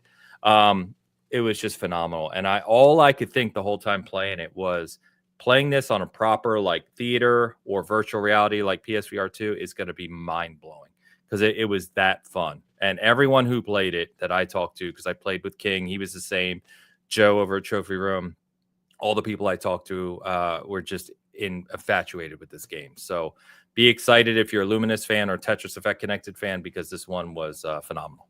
Yeah, Tetris Effect was one of my games of the year that year that it released. So I'm excited about this team. You're going to love some this. Luminous stuff. Yeah, you're going to love it. Seriously, I was blown away. And I think what's really unique about it is it does some really unique things. It's not just Tetris where you're just dropping blocks in the traditional way, right? And Effect obviously had different things too, but this has some very unique ways in the way you can manage the levels. Ridiculous kind of artistry and what's going on the screen and stuff. And it's just, amazing. So yeah, I they're can't wait puzzle for that games one. and they're art pieces. I love it. Luminous. Get excited. Yeah, see, look, Joe just screaming Luminous Arise in the chat. Like, trust me, this one is incredible. Do we have a release window for that? It's this year.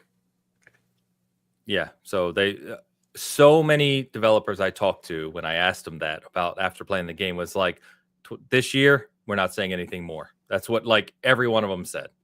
So our business suits still have us worried about Grand Theft Auto making a surprise jump scare. So yeah, maybe. What else? We have let me talk real quick about Mouse PI. You remember this one? So I feel like it has been in pre-release state for my entire lifetime at this couple point. years. Yeah, that a couple is years. the Cuphead effect, right? It seems to happen in these kinds of games. So what this is, I got a closed door session on this. You couldn't play it. Everyone just got to see a chapter of this game. So it is a traditional first-person shooter structure. So chapter by chapter, level by level, first-person shooter where the levels have secrets you can find and paths you can take, but it's playing out a story over the course of the game. Very, very cool looking, as you've seen from the videos. It looks like it's going to be an awful lot of fun. The animation, seeing it in person, like reload animation, swapping guns, shooting, all these different things. Very, very cool. So I liked what I saw out of this one. A lot of fun. Again, no release date, same thing. But if you like the look of that and traditional first-person shooter structure, you definitely want to check that one out. We have previews of Blighted, Last Flag, and a couple others on our site. So I'll just refer you to SG to check some of those out. Stranger Than Heaven. I know you guys have to be pumped about that one. So that's RGG's Project Century. We now know the title is Stranger Than Heaven. I mean, honestly, phenomenal. I didn't recognize the title even looking at your list here. And I did remember that Project Century got a name. Yeah. So what did you think about that one? I don't know what to think about it. Right, I don't know what to think about Project Century in its entirety at this point, because they have the wildly different time frames. Presumably, it's hinting that they're going to have this same space evolve over the course of a narrative of some kind. I love RGG games, so I think this is a must-buy for me. but I don't know what this is even going for at this point in time. They've been so mysterious about it. Yeah, I think it looks incredible. I think the time frame, like you said, I like the setting a lot. This was not shown additionally at the show. So what we got at the showcase was it. So I can't give you any more details than what we saw from the trailer. But obviously RGG's been crushing it. So no reason the data won't be great. So speaking of RGG, I should have mentioned in terms of the Switch games that are now portable that a Switch 1 couldn't play, they did make Yakuza 0 Final Cut available on Switch 2 launch day. Yes. And that's one of my favorite Yakuza games ever. So again, this launch is different, and it doesn't have a lot of first-party support because it's just Mario Kart World and Welcome Tour, but it has a lot of things for a lot of different fans of games. So I love this Switch 2 launch. I said that at the top. I'll say it again here. RGG is represented. I also got a portable version of Kunitsugami, which was one of my favorites of last year. That is excellent in that space. Has mouse support that I haven't used. But just really, really fun games of a certain style and size that are now available on your portable system. Cool. Sorry, I was on mute. Just chatting away here. What do you guys think about Munfish here? So Munfish had a big show, right? Atomic Heart 2 they announced.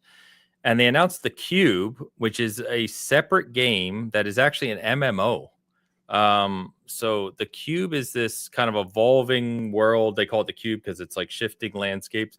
But it's a large-scale MMO. And then obviously they announced the Atomic Heart 2 sequel. I think what I'm concerned about is Atomic Heart, when they first showed the trailer for that years ago now, what playing that game did not translate from watching that initial trailer, right? Like they didn't seem, in my opinion, to really deliver on that vision. And so I'm seeing this vision where the Atomic Heart 2 trailer looks incredible. It looks crazy as hell, just like Atomic Heart, the first one. And then I'm seeing the Cube. And in theory, these look like things I would love and really play the hell out of. But I'm not confident Munfish is going to be able to deliver on that promise. Does that make sense? Yes. Well, I like Atomic Heart as a game. Where I separate from it is that I think the writing is really weird and not what I like from a story. So when I look at these games, they are in that kind of place where I say, I think it'll be enjoyable to play. I think they will get most of the kind of moment to moment, walking down the hallway, shooting robots, whatever, feel correct. I think that'll be enjoyable. But like, I don't want to be sexually harassed by my item vendor. Like all the various things that happen in Atomic Heart. We're still talking about the game? Yes. Okay. All these things that happen in Atomic Heart, I think just hit a little bit wrong. And I have no reason to believe that that's been fixed or changed from this company. So what hits a little bit wrong for me might hit just right for you. I don't know. But Atomic Heart. For example, I do better. like to be sexually harassed by my item vendors. Okay. Well, And Date you are Everything not comes talking out about next the week, game. Travis. Look, I use my sexual. I feel empowered. It's nice. You know? By the way, Where- Date Everything made it onto my list of things to watch the release date for after you talked about it last year, Travis. So I do know that comes out I'm next on the week. review. I'm on the review, and honestly, Of course you are. what I do is like, you guys will not be surprised to learn this, but like Felt That Boxing, like I immediately got put on that review as soon as that trailer went out. Like, Oh, It yeah, also I was felt going to like mention Travis. yeah. Yeah. As soon as I looks saw it, like hilarious. Tom texted me, he was like, "There's a Travis game." I was like, "Yep, absolutely." So looking forward to playing that I one. still don't know what that game is. That's okay. I'll tell you. Okay. that. I just have to It take looks it on like faith. Punch Out. It looks like Punch Out with Muppets, basically. Punch Out with Muppets and goofiness. Yeah, that's definitely Yeah. a Travis game. We'll see, man. I don't know. We're all just we're out eating. I see some people in the chat saying they hope the Cube is good so it can kind of give competition to Destiny. What do you think about that, Travis? Is I that have where it's no aimed thoughts at? about that. It's an MMO. So, I mean, it's going for a shooter space MMO with sci-fi and crazy abilities. I mean, I guess. Does Destiny need competition? I mean, Destiny needs to be put out to pasture. Destiny Yeah, needs I something. agree. It's Yeah, probably that. Yeah. I think they're having enough trouble without the competition. You know what I mean? I don't know. I don't know that they really need another thing to put pressure on them. But no, I think it was cool to see a company like Munfish, and I believe they also had like like most of these publishers that get to a certain size, they're opening up like an independent publishing arm, right? There were a couple that had like an unfinished publishing tag on them. So they were clearly a big sponsor of the Keeley vision. But I think it could be good. I like a lot of what Atomic Heart does as a video game. I just don't like how they wrote it. The protagonist was especially annoying. Agreed. Yeah. True. Yeah. Quick shout out to something that already fell out of my head. I use the note paper that Travis calls out. Yeah, see, I need the papers. Spine, which is the game we got a trailer for that they call it Gung Fu or Gun Fu. So I did get to play that, and I actually sat with the co-CEO of that studio. It's their first game. They're a small studio out of a country I'm forgetting. I apologize. She was super nice, and we talked through, it's pretty janky because they're not going for release until late 2026. So this has some time in development yet. But if essentially think of Sifu meets John Wick. And if those things interest you, merge together, you're probably going to like Spine. Their clips are always fantastic looking. And in all seriousness, playing through it, not only was it fun, but the kind of John Wick, animated kill shots and everything. I probably killed like 50, 60, 70 people in that short demo I played. And the animations were almost all unique. Like, it is shocking how well the animations are done in that game. And from what she told me, the founder, they do their own animation work.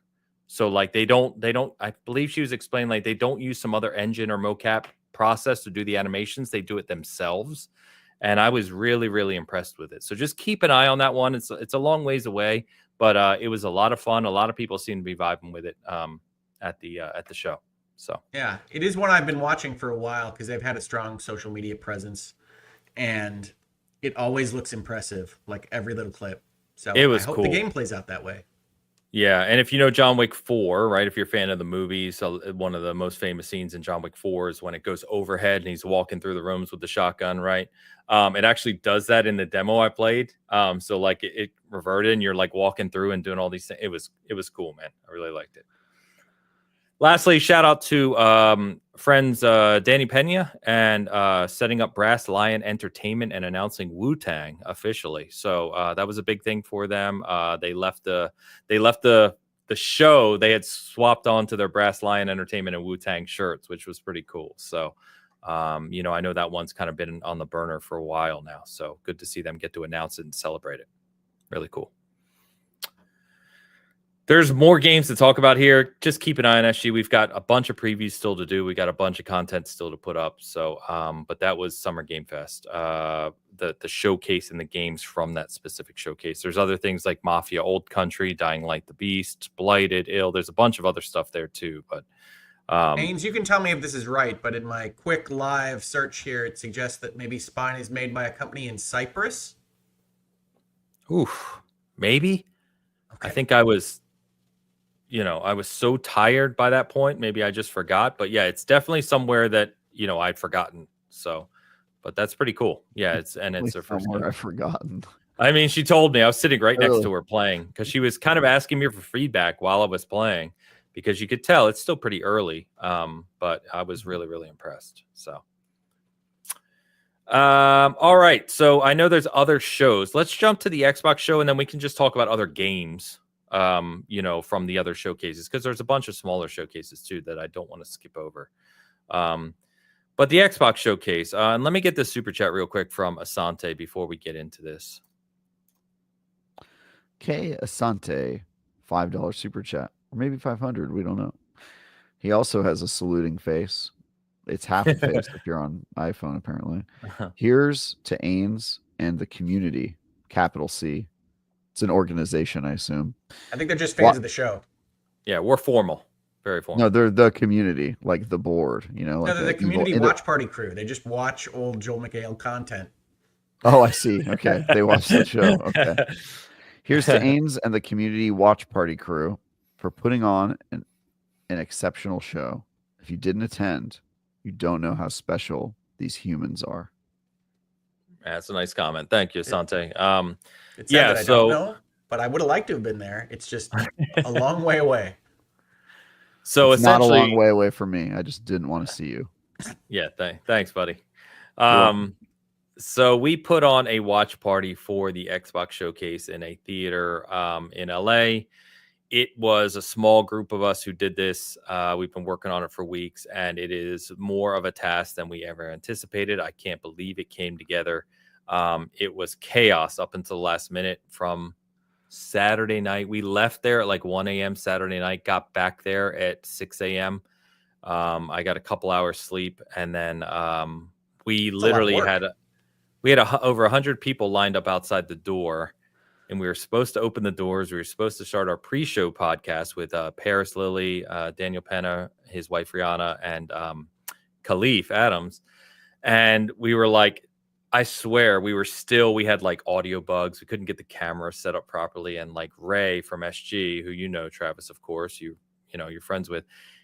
Credit to him, because him being a professional and really knowing how this shit works, he's the one who made it really come together in the last minute. So without him, we would have been screwed. But it did come together.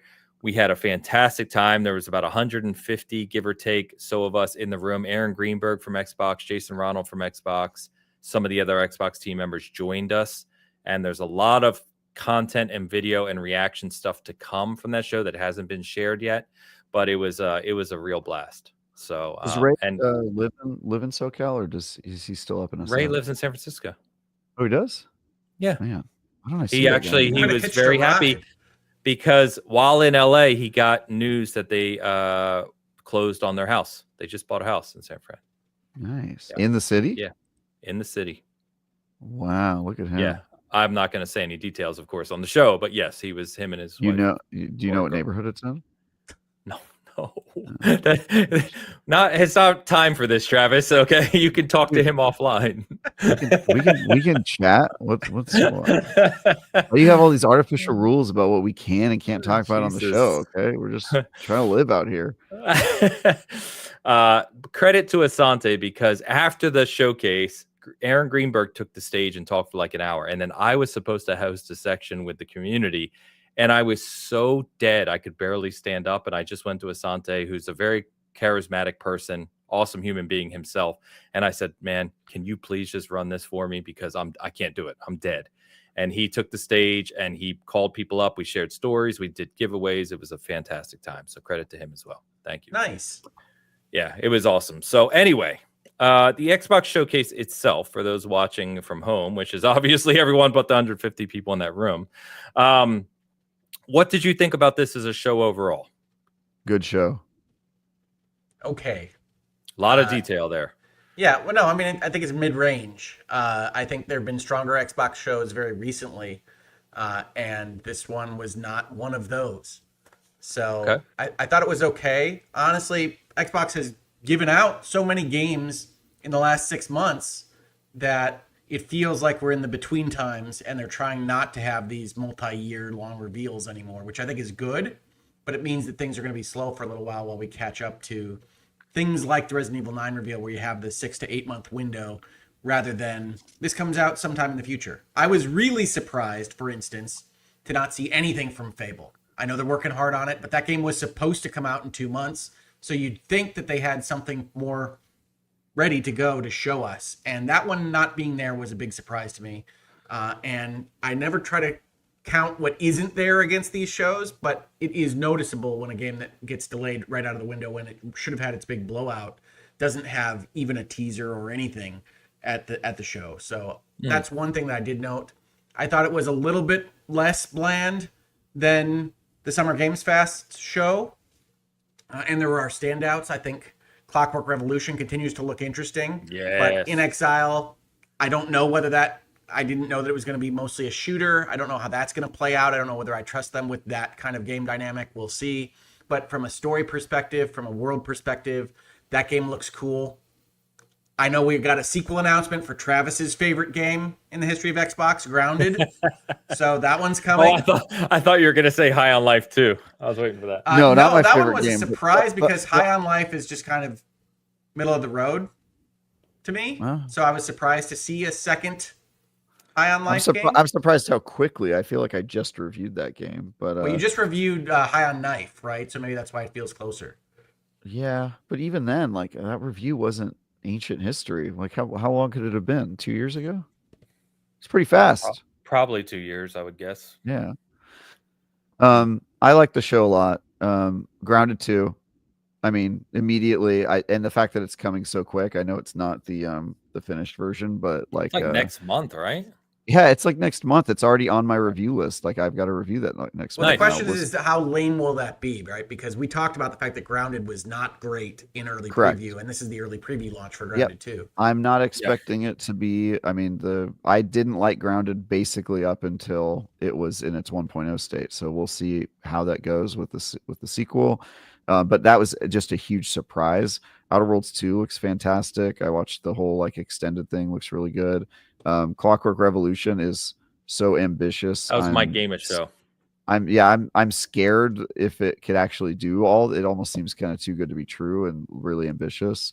Meat Boy 3D looked great. I love the Meat Boy games. Got a new Plague Tale that looks weird. Looks like they're doing some interesting new stuff there. So I liked a lot of the stuff that they announced, and it's the Plague Tale trailer was interesting because my reaction to that was I definitely didn't get far enough in the Plague Tale games because I have no idea why the Minotaur is here. Yeah, that's yeah. Did you beat Those either are of great them? games, man. Yeah, that's no, I got bored in the middle of one, and then I was trying to beat one before I played 2, so I have them sitting in my library. Wow, but I've never been able to get through the middle of 1. 2 specifically is really good. And I then think Keeper, 2 is phenomenal. the Double really Fine do. game. I have no idea what Double Fine's up to, but their games are always really unique and weird. So interested in that one. When the Double Fine logo came up, I like screamed. I'm a huge Double Fine stan, so it looks weird, like you said, but it looks cool. Yeah. They always do weird, cool stuff. So yeah, I think we've talked before. I think Xbox is a showcase, right? What we think of with Summer Showcase, I think has crushed it the past few years. They've been the premier showcase. I think this year was maybe a step down from last year, but that's not really a negative because last year's showcase was probably one of like the best summer showcases ever. I think that's the right take, right? I think this is worse than last year's, but last year's was crazy. But in this particular window, like I preferred the state of play to the Xbox showcase. Whoa. Yeah, no, 100%. Really? This is easy for me.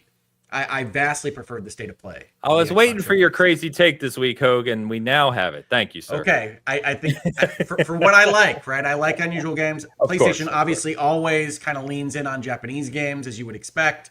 And they have a lot of crazy Japanese stuff in the state of play this year that I'm interested in, that I will play, that I'm excited about, and not so much for the Xbox showcase. So that's what I like. One funny thing that happened. So Friday night, I had dinner with Jason Ronald. So Jason Ronald's the head of like hardware engineering. He plays a lot of roles, right, on the Xbox side. But I had dinner with him, and he was asking. He's really good, obviously, at his position of not saying anything Xbox is doing. Right, he has to. And so he just asked Ben and I what we were really looking forward to in the showcase, and I said Clockwork Revolution. I said. Rumors it's going to be there. It's my most anticipated game out of Xbox first party right now. I hope it's there. I hope it's good. Obviously, he didn't say anything or hint anyway. But, we got the 5-minute trailer for that. I thought the trailer was phenomenal. That was my game of show outside of RE9 being, the preview. And he was in the room with us. So after the showcase, I walked up to him. I was like in exile. He goes, I couldn't say anything on Friday, but he goes, I knew you were going to be happy. And I said, yeah, man. Looks fantastic. So I actually talked to one of the guys at In Exile, and they said they didn't know if they wanted to do a 5-minute trailer in the middle of the showcase just for Clockwork. He said they debated it. About was long. It was, and they said, but they think it worked out. And I said, for me, it worked out. I don't know about anyone else, but I loved it. So the other thing about the Xbox show is that it was the right length. I feel like a lot of these shows were way too long. And yeah, like especially SGF. Like how long was that show? It was 2 hours plus the whatever he does before, right? So like 220 probably. Jesus, man. It was so long. D fell asleep. That one SGF was too long. What's interesting about that is that Day of the Devs is right after it. Day of the Devs was my favorite show of the weekend. Nice. And Day of the Devs was right after it. And when you think, okay, I'm dead. I don't want to be here anymore. I'm sick of even thinking about video games after SGF. But Day of the Devs comes on. Tim Schafer gives his intro. You start going into games, and I'm immediately, once again, enthused by the industry. So, like, it was a difference in the shows and what they were announcing more than it was just being over the entire concept of video games, which is nice. But yeah, by the time Resident Evil 9 trailer finishes, like, I feel like I have been in a marathon for the Summer Game Fest. Yeah, so we were sitting there and we had to shuffle out with all those hundreds or thousands of people and then get on a bus and sit on a bus driving through downtown LA for an hour, which was stupid. I'm not doing that again. But that's neither here nor there. Meat Boy 3D, I'm glad I put that on here. Travis, you mentioned it. I'm pumped about cool. that, dude. So cool. Meat Boy games are cool. This looks fantastic and it looks challenging, which of course I love. So, I'm all. Why are there so many Meat Boys jumping around? What's going on with all the meats? They're just adding a Bang on Balls story for Ains. Ooh, it's just gonna be Meat Boy running around. Perfect mashup we didn't know we needed. There it is. Yeah, so I also like that they haven't rested on the laurels of that franchise, where like every game is like a different genre of platformer. It's really interesting. So yeah, it looks great. I was surprised to see that, but I was excited. Couple new announcements. I want to new IPs. I want to call out. Excuse me. Beast of Reincarnation was a surprise, and this is being made by Game Freak. Yep. Of all saw that Game Freak logo. Had to tell my daughter, it's like, that's the Pokemon people. Yeah, which very cool, right? I know it'd be optimized terribly. It looked like it from the trailer, but it's well out. It's Game Freak, probably. But I mean, Xbox they've been vocal about the Japanese and kind of Asian support, right? So it was pretty clear in the show. I think they were trying to stress that. We saw Mudong as well, which looked really, really cool. That was I have the no one recollection of Mudong. It looks like Splinter Cell meets Resident Evil, or I don't know the best reference point here, but it looked unique. It looked really cool. Obviously we got the Final Fantasy announcements, which it's been overdue, but pretty cool for 16 to launch that day and remake to come later. So let me ask you, one of their biggest announcements, of course, was the Asus ROG partnership with the Xbox Handheld, which had been kind of leaked ahead of time, but we get ROG Ally and ROG Ally X in Xbox form, if you will. And I actually talked to Jason about this after the show a little bit, so I can provide some additional context if needed. But what he told me is essentially there's two main points, right? One, that it feels like you're holding an Xbox controller. And so he stressed, like, when you're holding it, from the grips to the thumbsticks to the triggers and their impulse triggers as well, like, it just feels very good to play and hold, and it feels almost natively Xbox. The other thing, of course, which was the main thing for their show, which Sarah Bond talked about, is you can see the shift from where they're going from just Game Pass to Play Anywhere. And the reason they're doing that, of course, right, is that your entire digital library, not just Game Pass games, or not just first party, but if you understood what they were saying, is that every game at that show will be Play Anywhere, meaning your digital library can be played in the Xbox ecosystem, which means PC, console, and now portable, right? And that gives them, that is their standalone thing in the industry now, right? Because no one else is really offering that. And this is one of those areas where I think things get confusing, right? And I complained when Switch had their big direct and they weren't really establishing what the difference between kind of a Switch 2 edition and a free patch was going to be.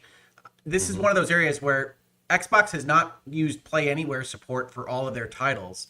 So Correct. I don't know whether it's going to be as smooth as they are kind of claiming it to be, because I don't even know what my Play Anywhere library looks like against my normal Xbox library. Yep. So that they have to make that sales pitch to be stronger, because otherwise I'm not excited about the Rogue Ally. I'm not excited about the Xbox Rogue Ally. I can barely tell the difference between the marketing brands for them.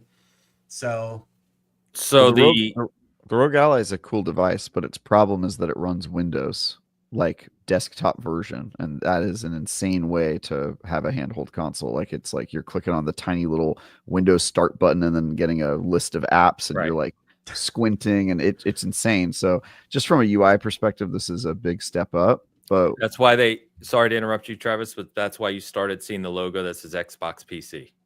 Yeah. because it is their new OS for this.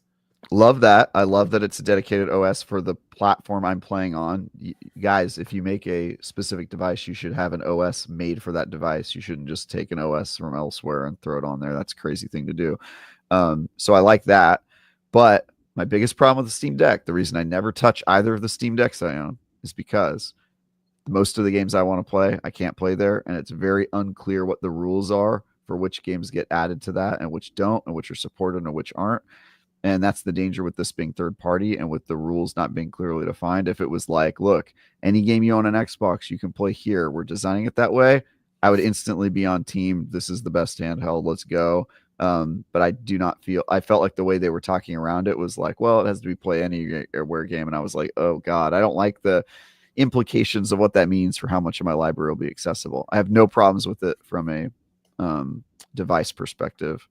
I don't mind the price because I know that they're aiming for the 1% of people that care enough to have this sort of device. Like whatever, it's going to be fine. I'll buy it at that price. But yeah, I just am concerned that a lot of people are not reading the fine print and assuming that their whole library is going to be there, and that is not the messaging I heard. Yeah, no, I agree that there was some distinction there that even I didn't understand because I didn't care to right now before there's a purchasing opportunity in front of me. So I can help. All the Xbox first party stuff going forward, right, from this moment basically will be play anywhere. So all first party. So you can put that over here. Obviously, they can't control third party. So third party is going to be, if they decide to do it, what they were specifically calling out for the showcase is what you're seeing here today. So these games we're talking about will be, right? So to both your points, when you're playing on the Xbox PC OS, you're playing on your ROG Ally, whatever, right? Cloud. You will have your digital library going forward. Like they have to make that shift, right? So all your future games will be there from first party and then some of your third party. Yes. The other thing that they called out is, damn it, lost my train of thought. There was one other point they were making about it, which I thought was really cool. What is really crazy to me, to show you how dedicated they are to this being their future, which saddens me, but will make Travis laugh, right? So a lot of these games from their first party, right, are going to PlayStation 5, right, as we've seen, and more of that's going to happen in the future. So like Ninja Gaiden 4, some of these other ones that are coming that they're partnering on, you can buy later this year. You can buy them physical, buy them at a store on PS5. Xbox is not making them physical. So literally Xbox first party games are going to be digital only, whereas you can buy them on a disc for PS5. And of course, while that saddens me, the reason they're doing that is for what we just talked about. It's because when you push everyone into that digital ecosystem, it will live wherever you play. And that is their long-term goal. Yep. They want to be Steam for console land. Makes sense. They want to be Steam, but with a better OS for console and kind of native gameplay. I mean, it makes sense, right? There's a reason you never see physical games for PC, right? People don't even have disk drives anymore. And I think it is a very weird backwards facing thing that game consoles are basically the only platform where like there's still a pretty big cadre of people who like to have the disc. Like music has gone all digital. There's some people who have like vinyl. That's sort of a different market though, right? Movies, you stream them or you buy them digitally. PC, nobody even has disc I buy drives 4K anymore. Movies. Yeah, I mean you go more power to you, man. I mean quality's better. I mean you can't. You're an elderly man. Quality's better. Okay, and I mean it's a fact. It is. Okay, and yeah, games are okay. Games are okay. Games are. I can't with you two. I think Ains might. I don't know. There's something. He's a little. The point I'm making, Travis, I'm actually agreeing with you. Is like records have a specific sound. They have a specific market, right? Sure. 4K Blu-ray discs are better quality. They really are. But in a video game form, with both of you on this. Oh, you didn't let me finish though. Okay. Neither of you let me finish, but go ahead. In video game form, it doesn't matter if you're playing on disc or digital. The experience of playing the game is the game itself. I mean, not taking it around with you, but the game itself is the same. Yeah, so there's no there to your credit, Travis. I'm saying there's no benefit to having it physical in that sense, right? That's what I was saying. Sorry. And all I was going to side with you both on is audio-visual stuff, because yes, Ains is absolutely correct as of right now in 2025. But Travis is almost certainly correct long-term, as you get better algorithms to better send those data bits down the streaming pipeline, that it's going to be a roughly equivalent quality in the future. So when we talk about digital libraries, we're talking about future-proofing to some extent. We're talking about making sure that that transition is smoother than something like Switch 2, where yes, everything has better load times, but you can still see the crappy resolutions that some of the games had to settle for to get them working at all on the toaster that was the Switch 1. I love my Switch 1. I love that ecosystem, but it was a toaster. I think a toaster's being generous, but yeah. Go on, Travis. Nope, that's it. Let's move on. This is like my daughter. You cut me off too many times. Yeah. So anyway, I mean, it's weird though, right? Like I like what Xbox is doing in the sense of, and I've said this many times on the show, but if you look at PlayStation, you buy a game on PlayStation, it comes out a year or two later on PC, and you have to buy it again, and then they're going to remaster it, and you'll buy it 7 more times. Nintendo, forget about it, right? They're on their own. They're on doing their own thing on their own console. You're not getting it anywhere else. I mean, the sheer fact that whether you're on Game Pass or buying your game digitally, that you're going to be able to play that game on your Series XS, on your PC, on portable, on cloud, and it's all cross-play, cross-progression is fantastic. And I will continue to preach about the benefits of that, because I don't think they get enough credit for it.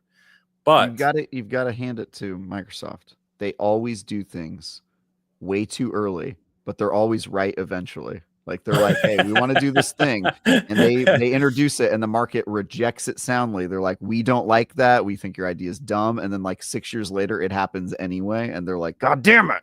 We told every you. Time. We tried to get you to do it. Yeah. Yeah. Well, their library stuff, the stuff they tried to introduce in the original Xbox One era wasn't just early. It was wrong. We're not adopting most of those trading and library license concepts. Well, they're not adopting it. I mean, they okay. So let's look at the Nintendo Switch virtual game carts. They're basically doing exactly the thing that Xbox talked about. And they're bad. The Nintendo virtual game cards are bad.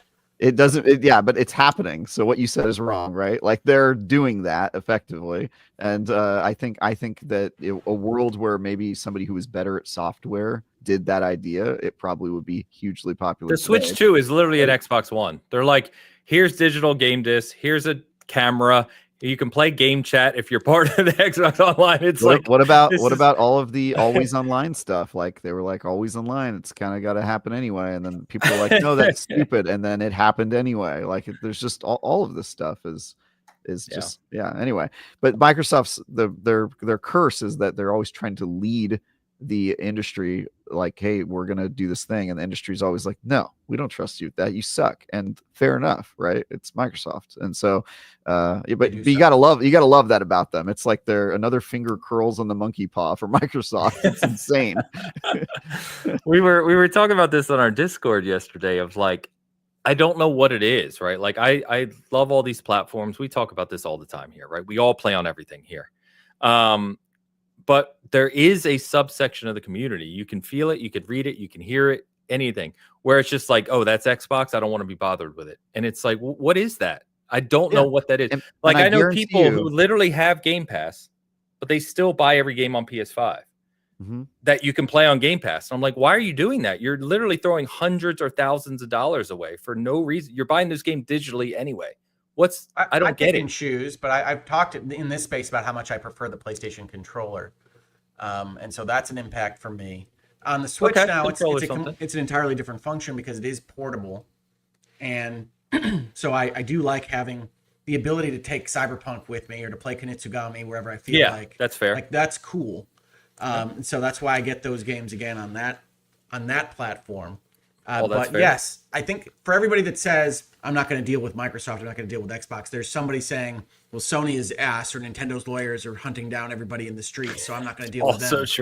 Also true. Like there are these little contingent groups that hate everything else. I tend to like everything. I hate everything. I like to have access to everything, which is why you heard me earlier say that the State of Play was my favorite, because they had games that I was more interested in. Like every single trailer was like, oh yeah, How dare you? I'll play that.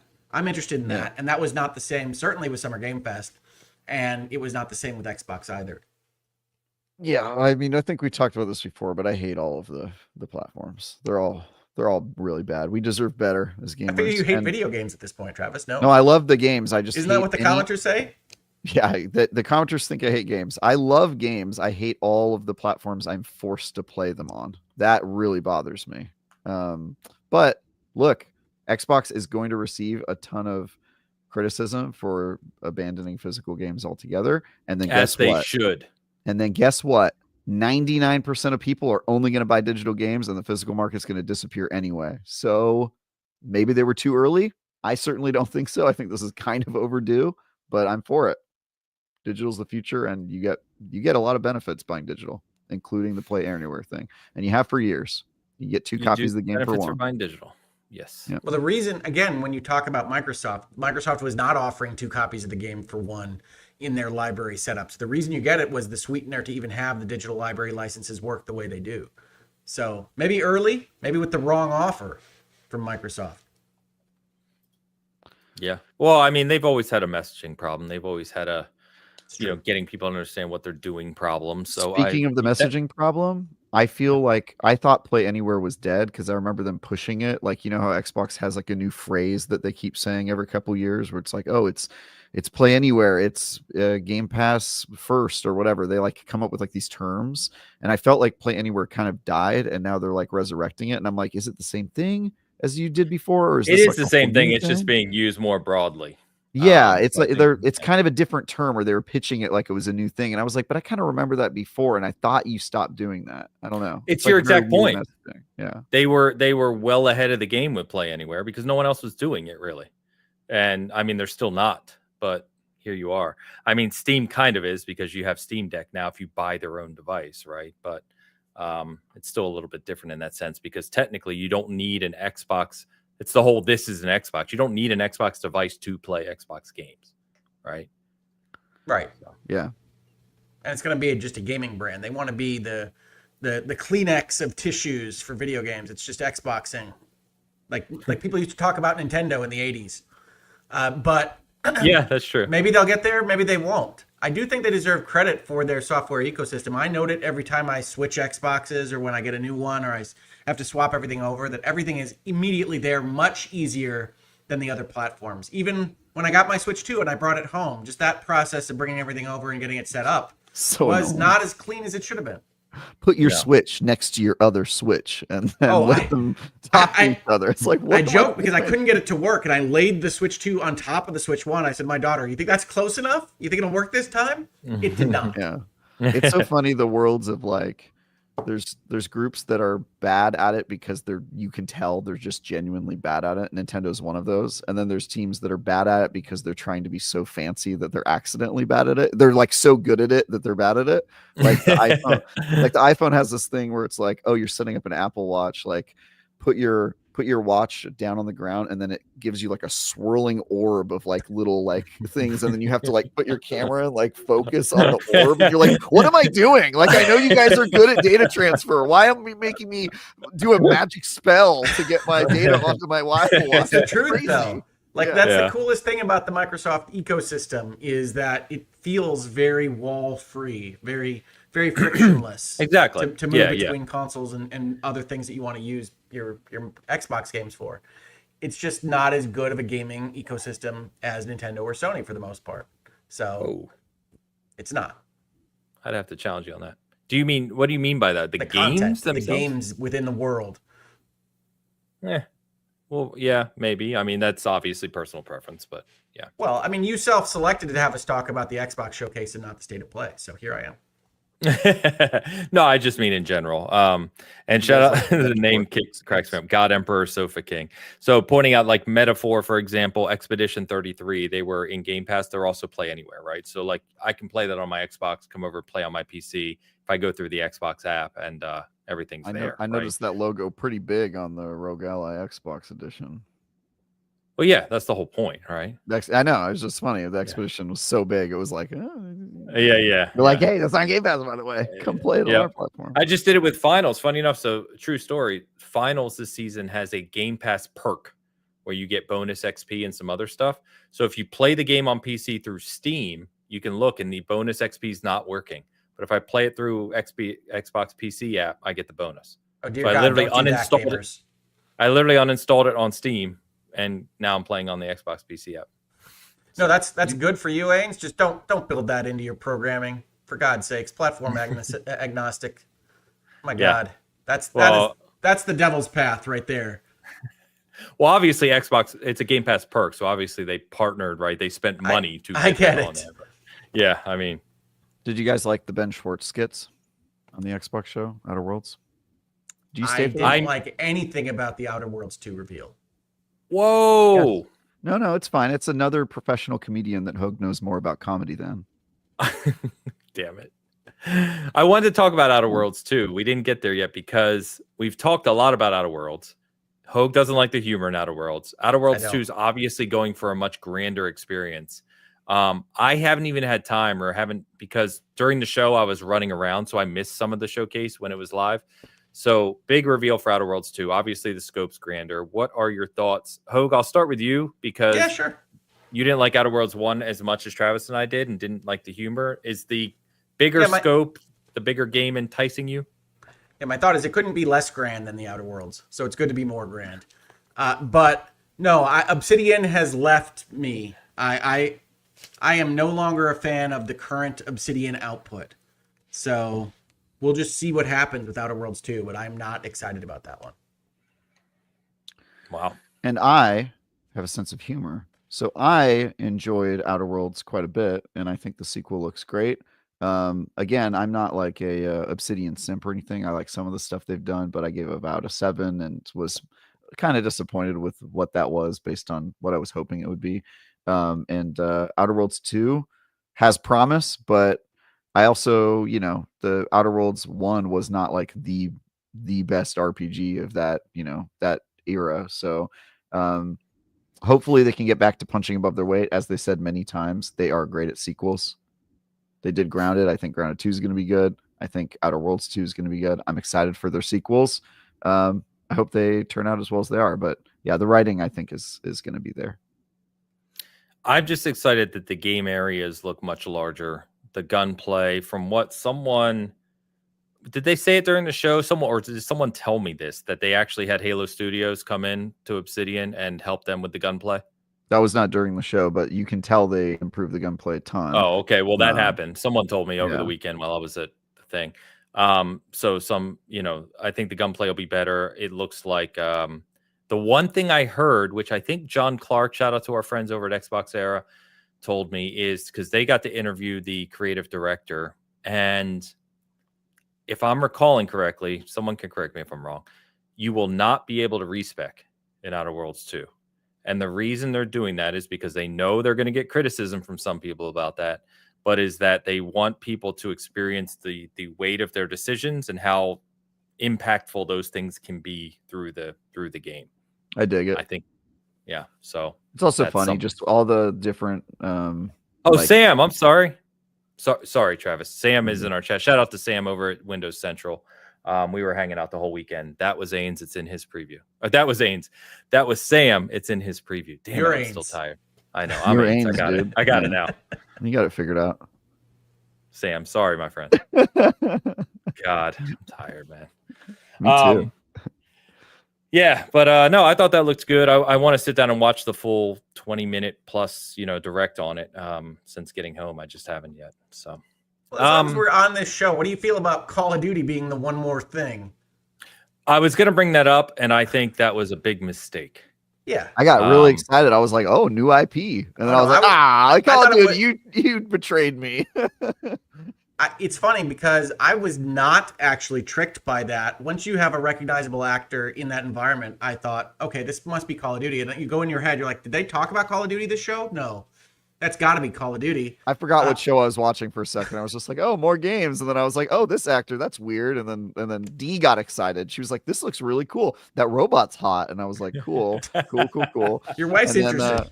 my wife is interesting. I mean, yeah, I don't know. We could talk about that. A whole I don't recall thinking the robot was hot. So she immediately was like, look at the way its hips are moving. I was like, Jesus, D, put it away. And then but yeah, we got to the reveal and she felt such betrayal. She was like, Call of Duty?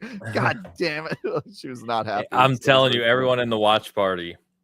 So if you know Hip Hop Gamer, I don't know who knows him. He's a very vocal, animated person in person, right? He's very loud. He's very he's got more energy in person than anyone I've ever met in my life. He's sitting right behind me. And so we're watching this reveal, right? And you don't know what it is. And he's got his hand on my shoulder and he's like yelling and screaming, and people are getting really excited. And then it shows the Black Ops logo and like the room, it didn't go flat, but it just kind of like nothing happened. You know what I mean? Like no one really cheered. It was just like, oh, okay, Call of Duty. And I know for me, I was pretty deflated because it looked really cool. And then I saw Black Ops 7. I'm like, oh, come on, man. That you're wasting my time. I mean, maybe it's good. Maybe we're all just being so jaded because it's Call of Duty. But like, I don't know. No, it just can't be your one more thing because Call of Duty in the fall is a freaking national holiday. It's already slated. Yeah. Oh, you should open with Call of Duty. I think Xbox has done that in the past. And yeah, it's a weird one more thing. Well, and the thing about Call of Duty, and not to detract from it, right? There's obviously a gigantic audience for Call of Duty, absolutely, who love it. But when you think about I think about games like that evolving, and Call of Duty, especially for me, like a multiplayer perspective, it can only evolve so much because it has to still feel and play like Call of Duty, which is what people expect every year now. And so, no matter how demonstrative they are of these changes they do every year. They do these big showcases of like, look at this movement and look at this gun physics and look at these things and these things and things. And then you play it and you're like, oh, it's Call of Duty, and that happened. I've been catfished too many times with Call of Duty. I'm like, I'm over it at this point. It's just like, I'm just like, good. I'm good. For some reason, I imagine like Ains sitting alone at a restaurant waiting for somebody to show up, and he's like, "No, it's Call of Duty again." It's Call of Duty. They walk in, and I just walk out. Yeah, it's Call of Duty. I blame all of you for not buying Infinite Warfare because that was cool and different, and nobody bought it, and now we're stuck with this. That was the space one, right? That was the space one. Yes. Very underrated campaign too. I love Infinite Warfare. It was pretty good. Pretty good. So I don't know. Maybe they'll pull something out like that again. But respects for nobody playing. That's a different one. And I don't like you would think if it's going to be a little more original too, it wouldn't be Black Ops 7. Do you know what I mean? Like, yeah, come on, man. I'm a Final Fantasy fan, so I can't agree to this. But yeah, but those are different. Are they? You know what I mean? They're different universes. I feel like they're at this point the Black Ops brand is like more valuable than the Call of Duty brand even, and so they feel like they have to put it on even if they wanted to tell the separate Black stories. They have to put Black Ops in it, and so it's sort of like Final Fantasy, right? Like these aren't same stories. A lot of them are very, very different from each other. The same characters. That was freaking Mason's son in that trailer, wasn't it? You obviously know it better than me. Yeah, exactly. I'm like, no, somebody in the chat's gonna be like Rick's a moron, and that's somebody else's son or something. I don't know enough about the Call of Duty lore, but I was immediately just like, okay, it's the 7th game, it's Black Ops, it's probably gonna be exactly what I think it's gonna be. So Sofa King says yes, it is. Okay, so cool. All right, I cannot pretend to have memorized all the plot lines of the Black Opses, which are deliberately designed to be confusing. They should have called recognize family names. They should have called it Black Ops: The Next Generation. I think that started in like 3. Well, they should at least do something. Like, you're not just going to keep with numbers forever. Like, what are you going to do? Black Ops 13? Like, come on, man. Mario Party would like a word with you. I want them to commit to Nintendo plays its own set of rules. Yeah. Final Fantasy? What are they on? 17 now? And Mario Party is interesting because like they've totally confused certainly me and my daughters with like, what is the most recent Mario Party? Right, it's Jamboree, but because of the naming conventions for the last 3 or 4, they all sound like party words. They're just because the Switch one was just Mario Party. Jamboree is a cartoon word. That doesn't count. Cartoons use that word. I don't know what that means, but I feel slighted. You know, jumbo. Jumbo is a cartoon word. Yeah. But yeah, I mean, people are saying they had to show. I agree. They had to show Call of Duty. They got to give it its time. But like the way they set it up, I thought was disappointing because I think you had that one more moment, to Hoag's point, of really pulling in people for something big and new, and instead it was Call of Duty, which is expected. That's the only thing. No, it almost feels like that's where the Clockwork trailer belonged, but it was weird. Talking about something else, they're working. Yeah, something talking new. about games with too many sequels, Ains, I found out. Here's a quick life hack for all you developers out there, because I know you're wondering, what does Travis think? If you get above a certain number in your sequels and it's starting to feel ridiculous, you can instantly make it not ridiculous by switching to Roman numerals. People, for some reason, react a lot better to that. Oftentimes they do. It's interesting that Final Fantasy bounces between the numeral sets. Yeah, that is a bad move. You should just stick with Roman numerals, because when you get to, Call of Duty 15, if it's 15 with Roman numerals, people won't think that's weird. But if it says 15 in Arabic numerals, they'll be like, that's too many games. Yeah, but the problem is like so many people can't read the teens. Right? That's fine. Then they'll just think it's the same game. It's the ultimate life hack. They'll be like, I don't know what those Roman numerals mean, but it's Call of Duty. Can you imagine it if at the end of that trailer said Call of Duty Black Ops and then V11? People would be like, what the fuck? Yeah, but when they get to 12, it'll be normal. That's my point. When they get to 12, if it's X11, they'll be like, oh, that's kind of cool. You start with 10 because everybody thinks it's X anyway. Just saying. I'm not putting it past them. They will do that because it's X be sounds Call of Duty. No, 10 is the perfect time to transition to Roman numerals, because you can put the X in there. It sounds cool, and then you got X1, and you're 7, good. 8, yeah. I'm still not convinced that Metal Gear Solid 5 isn't really Metal Gear Solid V. Five is also a good time to switch to Roman numerals. I think a little too early, but yeah, it's a good choice. I'm just saying, Hideo Kojima does that kind of crap. I don't know if you saw the Death Stranding 2 watch thing, on the beach? but no. He's fully on his Hideo Kojima kick. Ains, are you still balking at the title? Because I am. It's called On the Beach. That game is going to be freaking amazing. It's so stupid. It's so dumb. Oh, God. When you said it, it just made me burst out laughing. At least admit the title is dumb, Hoag. I know you love the game. Admit it's a dumb title. The entirety of the title is dumb. Death Stranding on the beach. Every word dumber than the last. Every word is more stupid. But no, Alex went to he had a separate watch party in LA because Kojima for his game, and he went to it. He said it was awesome to see it on the big screen. Alex is a Kojima and Death Stranding stan, he loved it. I think everyone I've seen has responded very positively to Death Stranding. He showed too much. I had to look away during some of this stuff. I'm like, don't stop showing stuff, Hideo. Yeah, I don't like that. If I was interested in the game, I wouldn't have watched it anyway. You know what I mean? I like going in dark to those things. So yeah, no. But I hope it's great. After that, and having to basically hide my eyes for 40 minutes of it, I'm not watching his last trailer. The game comes out imminently. I'm super excited about it. Death Stranding 2, I am pumped. That's awesome. Yeah, it's in a week and a half? It's very, very soon. It's very soon. Yeah. Well, good shows, boys. What other games didn't we talk about that jumped out? Anything from different showcase? You want to flip through your notes there, Hoag, your papers? I can. Yeah, there's a couple things I'd like to mention if we have time. One, of course, is the Arc System Works combo with PlayStation Studios doing the Marvel fighting game. Whose name I can never quite remember. Tokon, yes, and then Fighting Souls. Fighting Souls. Yeah. It's Tokon fighting on the beach. That would be great. I think it looked incredible. I think Arc System Works makes really fantastic looking fighting games. I'm not good enough at them, but I think it looks great. I think it even looks better than Street Fighter 6, for instance. And I hope it's fantastic. Arc System Works is incredible. They will crush it. I wanted to call that one out.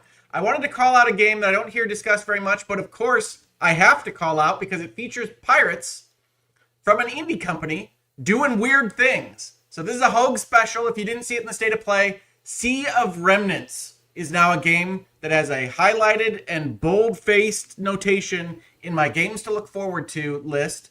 And I really wanted to call that one out because it looks crazy. I don't even know what kind of game it is at this point. It might be a turn-based RPG. It's unclear from the trailer, but it's got a unique visual style. And most importantly, it's got pirates. So, Sea of Remnants. Please do hold that one in the back of your head. Sword of the Sea was announced during the State of Play, which is the new game from the Journey guy. That was playable at the event. I didn't get to play it, but it was there.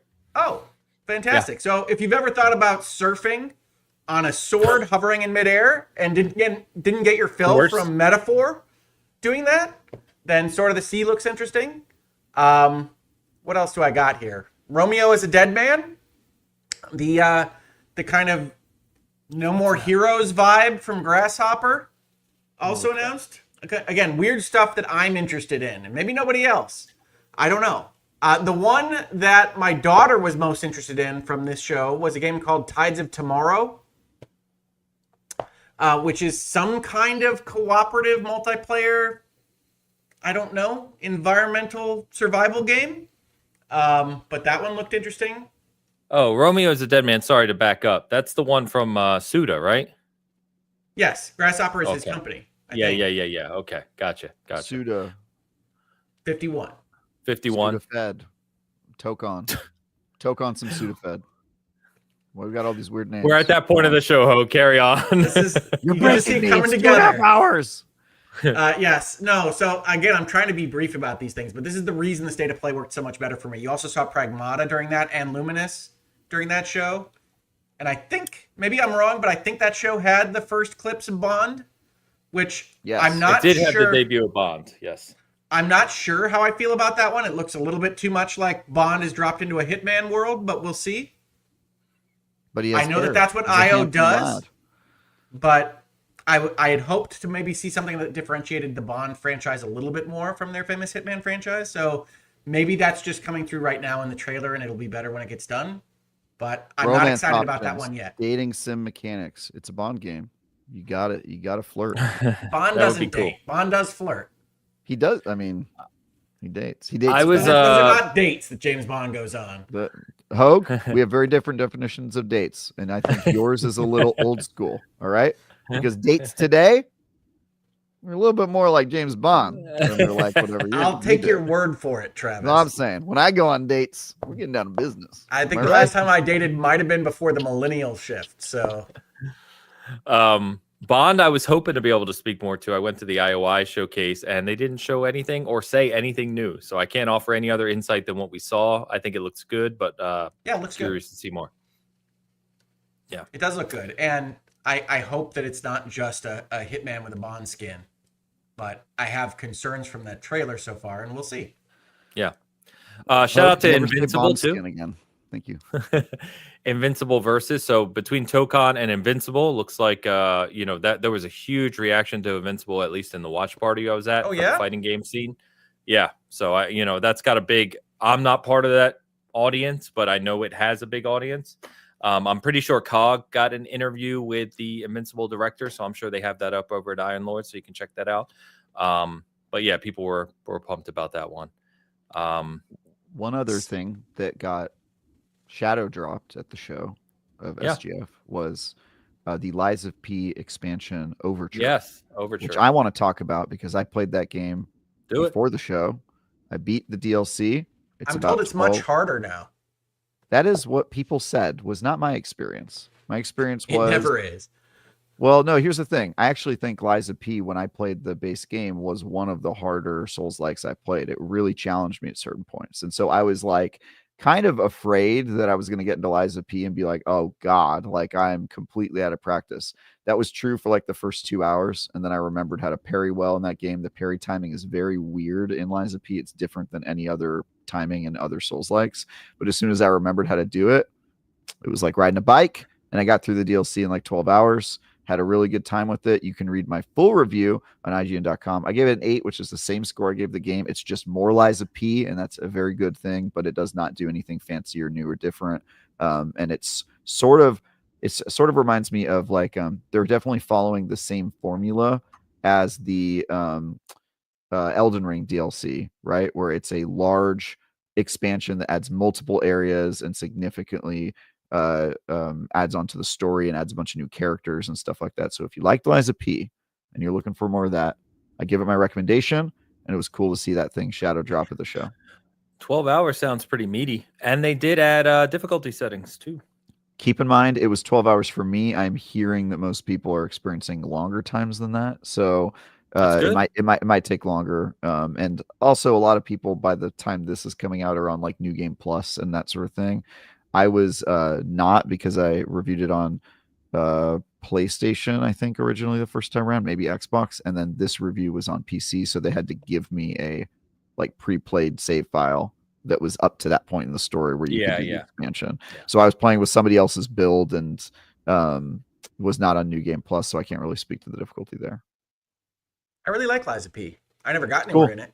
The story did beat the Yeti in Berserker. Did I tell you guys that? Yeah, you told us. You told us that. Good. We were very proud of you. And you got all the way to the end of the demo, the Phantom boss fight, which we're waiting for you to clutch that up. I am this close to being done with Kazan, by the way. I beat the boss that's right before the final boss. Keep in mind, I have no time to play this game. I play it like 1 hour a week if I'm lucky. So I have not played it basically since Dune came out. But Dune and Switch have taken up my entire brain space. The other thing about Liza P Overture, that it crushes is the story is so good. Nice. Which is a thing that is really surprising about Liza P Vanilla, is that the story is sort of awesome, and then this one I would say is even better in terms of story, which was just really cool. It's certainly more direct than the From Software kind of version. Oh, I mean, when it comes, like, if you're just talking narrative, Liza P destroys any Souls-like game, or any FromSoft game rather. It's like not even close.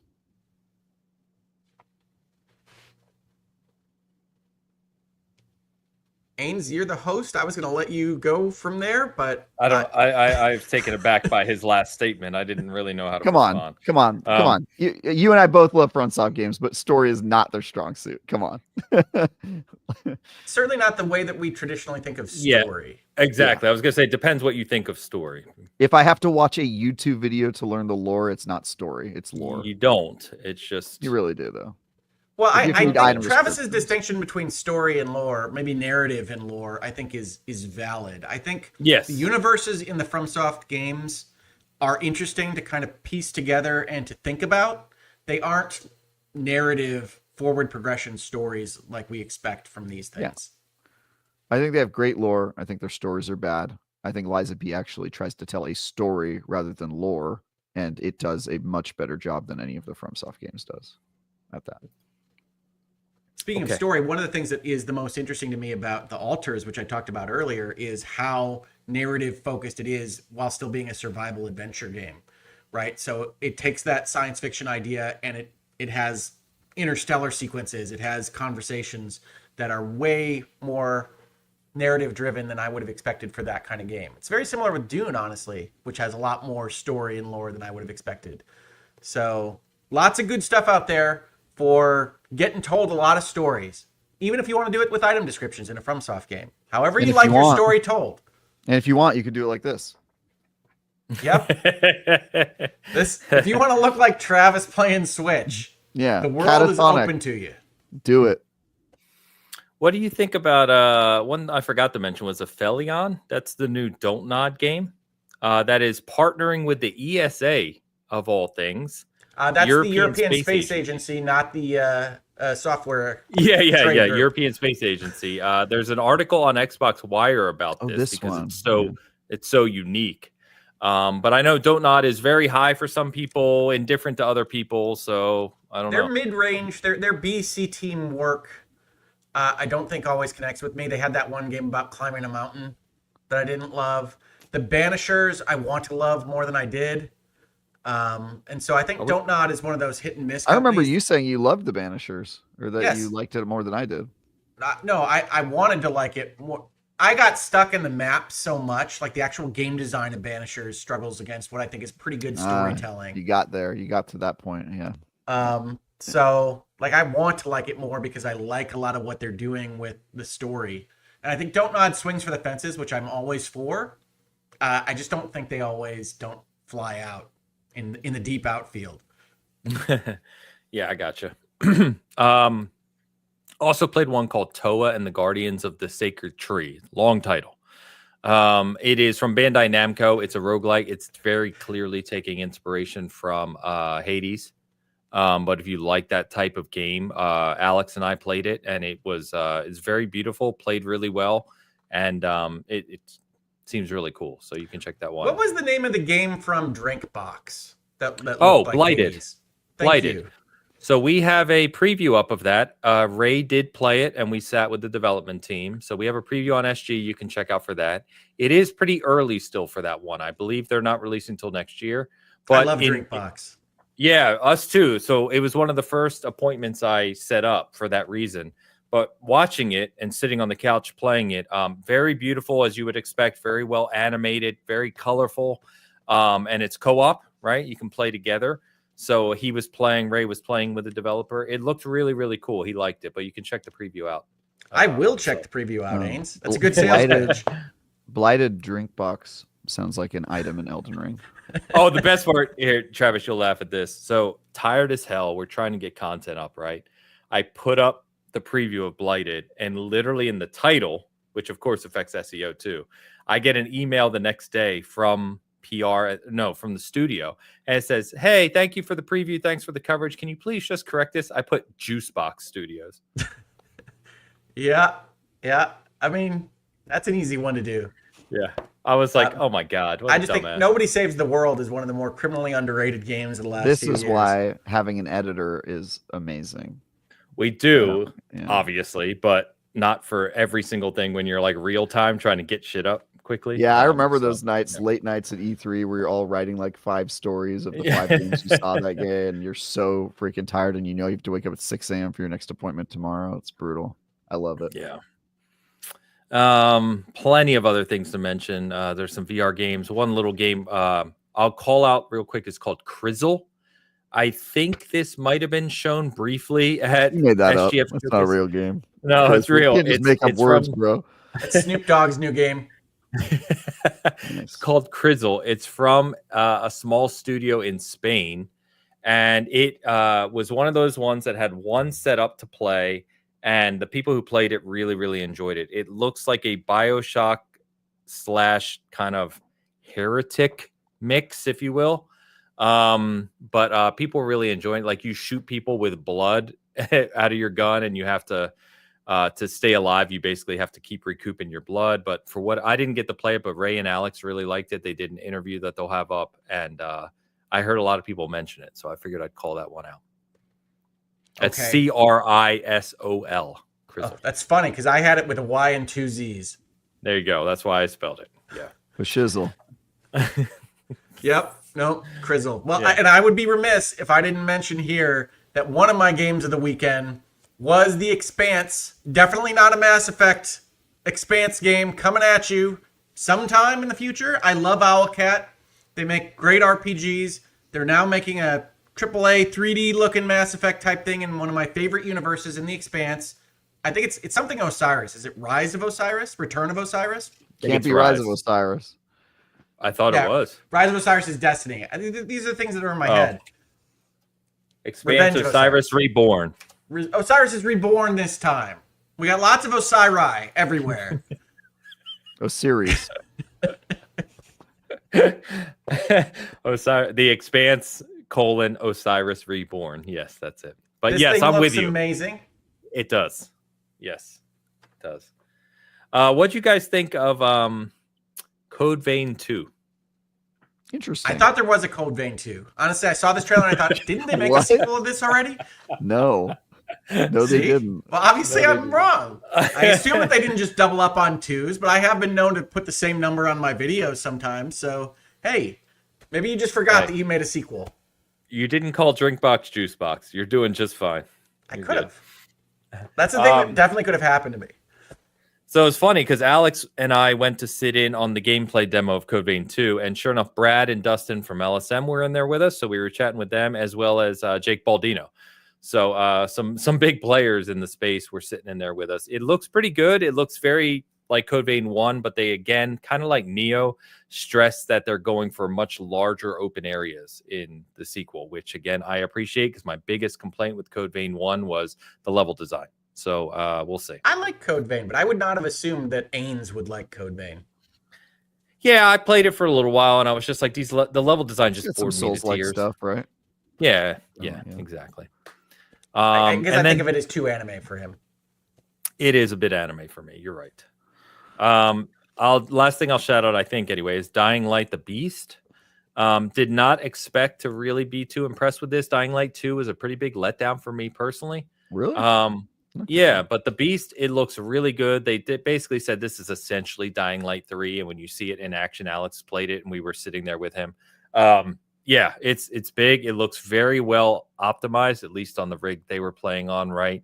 But it's got everything you know about Dying Light, but it looks to have, also more guns, kind of more narrative. I was pretty impressed with it. So we'll have a preview of that going up as well. I think I'm on that review. Are you? Okay, cool. Yeah, it played very well in person. So in person, you know what I mean? Yeah, I think that's about it. We've got other stuff up. You can check on our site. I'm not going to call out everything. There's other stuff you can check out. It was hundreds of games. You can't call out everything. Yeah, there's way too Thousands, many. So I think I called out the ones I wanted to. Shout out to Mortal Shell 2 having a fully on metal reveal. That was awesome. That was pretty sick. Yeah. I reviewed Mortal Shell 1, and it's just sort of like an okay Souls-like. But 100% with you. I reviewed it, and I thought the same thing. I was like, such potential, and I think a 2 could be really, really cool. So I'm excited for that. When they just went full on like gothic horror with like metal blaring, I was like, okay, it was cool. It felt confident. Yeah. They feel like confident with that trailer. It made me a little more excited. Yeah. I'm sure there's stuff I'm forgetting, but that's fine. We've been talking for quite a while about these. Yeah, we don't have time for Mind's Eye. We'll talk about it during a slower news week. I have a lot of things I want to say about my relationship with that game. But yeah, with Mind's Eye. Yeah. Oh yeah. Our review will be up tomorrow as well. I mean, other reviews are out now, but I think Hogue said early on it feels like a punching bag right now, which it does. I said it in the pre-show. He said that in the pre-show. He hasn't said. Oh, sorry. Well, there you go. Yes, no, I think Mind's Eye. I bought Mind's Eye. I like to try interesting things. We're going to talk about Mind's Eye a little bit. We'll talk more next week. And I do think it's a bit of a punching bag online right now, because that's what the internet likes to do, is find somebody to go and punch. And that is what's happening with Mind's Eye. I do think it is a lesser effort. I liken it to a game Travis reviewed last year that you probably have already forgotten about. I might not even be able to remember the title correctly, but Unknown 9, I think is what it was Awakening. called. Yep. Which is this kind of middling third person, maybe Uncharted, not really anywhere near that, but what they were going for. Mind's Eye is a kind of maybe Mafia game. Like, it's not an open world, it's linear, point to point, and some of what you see online is people deliberately breaking the mission flow and then saying, look at how bad this open world is, which is fair. It's not a good open world. It's also not really trying to be. But worse than that, it's also a platform for like these kind of random built experiences. So it wants to be Little Big Planet, only everything is kind of boring and lame. And the actual narrative suffers for being slowly paced and not having many interesting things happen during it. So my biggest complaint about Mind's Eye is that you're bored. It's not even that the gameplay is bad. When it's not having performance glitches, and it does have slowdown even on the PlayStation 5 Pro, it's a relatively smooth shooting experience. It's just that you're not going to be terribly interested in whoever you're shooting or why. And so Mind's Eye is maybe the worst of all worlds. It's not bad enough to truly enjoy how bad it is. It's certainly not good enough to be entertaining on its own. It winds up in this 4 to 6 review space for me, which is really unfortunate. But I also don't like to see people like deliberately cherry picking bad things about it online. I think the punching that's happening is mostly deserved. And I think 4 to 6 is probably generous for my appraisal of it. I will say this. I'm devastated I did not review this game. I wanted to so bad, but I just didn't have time with Dune Awakening taking so much of my time. We are doing a review of it, but somebody else is working on it. I'll tell you this: there's a lot of fun discussion online because apparently the intro. So if you haven't played the game, the intro of the game is very slow and it has like almost like 2 hours of like slowly kind of introduced cutscenes and whatnot. And there's currently a theory going around right now that the reason that the opening is that way is so that you don't get to gameplay before you have gone past the 2 hour Steam refund window. And the Which gameplay I find isn't bad enough. Which I find very funny. Which I find very funny. Well, that's when you hit the bugs, right? So yeah, interesting. I'm just, I'm interested by it. I won't talk too much about this one, but I'm very sad I didn't get to review it because I would have loved to dive really deep into this one. Yeah. We do have a super chat to get to from Lucius, who I got to meet for the first time. He's a regular here at Bitcast, but I got to meet him for the first time in LA, so that was a pleasure. So let's grab this. Nice. Lucius Augustus, $5 super chat. Play anywhere, smart delivery, quick resume. Some of the greatest features in console gaming in the past 10 years, and Xbox gets no credit. Agreed. Sorry, and also agreed that they get no credit, but I agree they shouldn't get any credit. I really don't like quick resume. I wind up having to turn off all of the things it has saved because they just don't function very well with the games I play. It depends on the game. Sometimes I boot up a game and I'm like, quick resume doesn't. Some of the online games it falters with for sure. But sorry, we're really getting to this cool. late. Yeah. We're getting a super chat late. Sorry. We were talking about with the Xbox showcase, but so it's very cool when you forgot that a game was open and then you pop it open and it's right where you left it and you're like, oh, that's 2 years ago. Yeah, I did that with like Oblivion Remastered. I would just like forget it was on and my Xbox was fully off and I turn it on and it's like, oh, Doom, I'm right back in the world. Yeah, no you loading. can fully shut down, and I think it can save 5 games at once as well. So like I know Switch keeps the one running that you're playing, so does PlayStation, but like it only keeps that last one running, whereas quick resume can actually, I believe, save 5, maybe more. And it doesn't have any clear indicators that it's got them there. You have to go into the menu and shut it down. What is smart delivery again? Yeah. This is another term I've already forgotten. Smart delivery was when it'll play the one that is the system that you're on. And both PlayStation and Nintendo have this as a big problem because the Switch 2 editions have this upgrade pathway now, but clearly a lot of the third parties didn't get the memo as to how Nintendo was planning to implement this. So for instance, I have 2 Hogwarts Legacies in my Switch library. They didn't bother to name either one Switch 2, and you just kind of have to guess as to which picture is the Switch 2 version, which is annoying. When I was reviewing Hogwarts Legacy, obviously I got a code sent to me for Hogwarts Legacy on the Switch 2 version. I'm not on that mailing list. But it was not the same version as the Switch 1 version. And so I was like, well, clearly I could just play this on Switch 1. No, separate product. You have to pay $60 for the Switch 1 version. And it's not like I could. I think they might have had an upgrade path if you own the Switch 1 version. They didn't. They had a discount price. Very cool. So they could tell that you had the license, but they sold you the Switch 2 one for $10. I had to buy Hogwarts Legacy on Switch 1 by myself just so that I could play it and do the comparison, and I was like very irritated. I was like, why is this not a thing? This is more of Nintendo being proprietary because they have the upgrade pathway that they use for like Breath of the Wild and Tears of the Kingdom, and it's clear that they have this method that they can sell you a $10 patch for your game. But for whatever reason, Warner Brothers wasn't clued in on this, and so there are 2 Hogwarts Legacies, and they went with like the brute force method of, we can tell you own Hogwarts Legacy 1. Your upgrade path is you buy Hogwarts Legacy 2 and it's $10. Yeah. And PlayStation had the same thing, right? When they transitioned from PS4 to PS5. They still do. So they still do. So you have versions of both games. You have some have $10 upgrade pass. Some have different versions you have to download. It's really messy. It goes back to communication, which on this point, for once, Xbox kind of nailed it because as you got your Series X, you just installed your games and you got the best version. They updated. Yeah, no, it's super simple. It's just I want to play that game and it'll run the best it can. Yeah, which is how it should be. So I think to Lucius's point, but we've talked about it. But Lucius, thank you, man. It was an absolute pleasure meeting you and hanging out with you there. So hopefully we get to do it again. He doesn't look like Bartman, does he? No, no. Although he does, he has kind of braided hair and, maybe. It would be great if you did either way, Lucius. I'm always amazed by the people that have the little pictures in their profiles and not being able to recognize anyone in real life.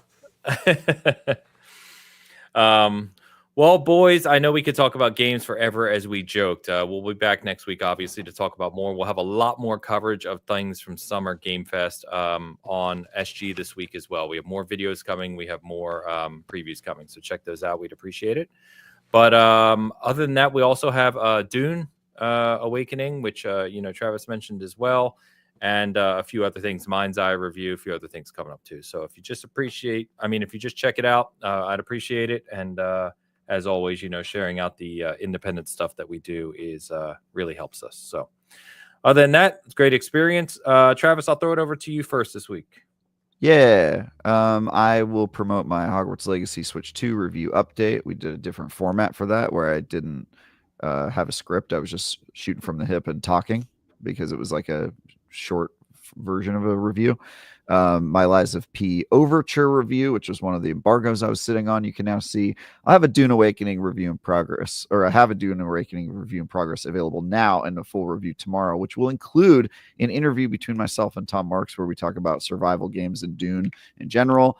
And then also, I'm still sitting on a bunch of embargoes from the last time we talked where I said I couldn't talk about games. Still sitting on those very long embargoes. So I'll have more to talk about. I think, yeah, definitely next Sunday I'll have both embargoes lifted and I'll be able to talk about some more stuff. So that's cool. That's me. Hogue, cool. How about you? How about me? Don't you mean show me your wares? Oh, yeah. Thank you. Okay, Hogue, show me your wares. Okay, well, the sad part about that is that I really don't have a lot of wares to show. I've been doing law firm type business behind the scenes, but that's not terribly public facing. So still working on that. I don't think I've done a virtual legality or a Hangouts at Headlines in the interim period here between shows. Maybe the last Hangouts I did, which was about Taylor Swift and her buying back her masters, was since the last one. I don't remember. But otherwise, I'm doing a lot of Last Stand Media content. You can catch me over there pretty regularly, doing various videos of various kinds. And there's a lot to cover in the land of virtual legality and Hangouts and Headlines that I should be covering if I could ever just get off my butt and make some more videos more often. So thank you for being here with me. Thank you, Ains, for giving me the links and everything for the video setup for the bonus episode over the last couple of days so that we could have that ready. And I appreciate everybody that's here on my channel or on Season Gaming. I love having these conversations. And even though a lot of the shows wound up being a little disappointing to me, I still think it's a fantastic time to be a video gamer. And I love the Switch 2. I love the altars. I love the various things that I'm playing in all different places. And so thank you for hanging out with us. Now go play games. Yeah, seriously. And good shout. I can't believe I forgot to promote it, but we did put up a 45-minute or so video from last week where the three of us talked about all of our kind of gaming histories, games we remembered from growing up and those types of things. So check that out as well. It's on both sides. So other than that, as Hogue said, go play some games. There are millions of them right now. There's some fantastic stuff out there. We hope you enjoy the Summer Game Fest weekend and show, and we will be back next week at our normal, regularly scheduled time to talk more games as always. Till then, enjoy the week, and we will see you next week. Peace.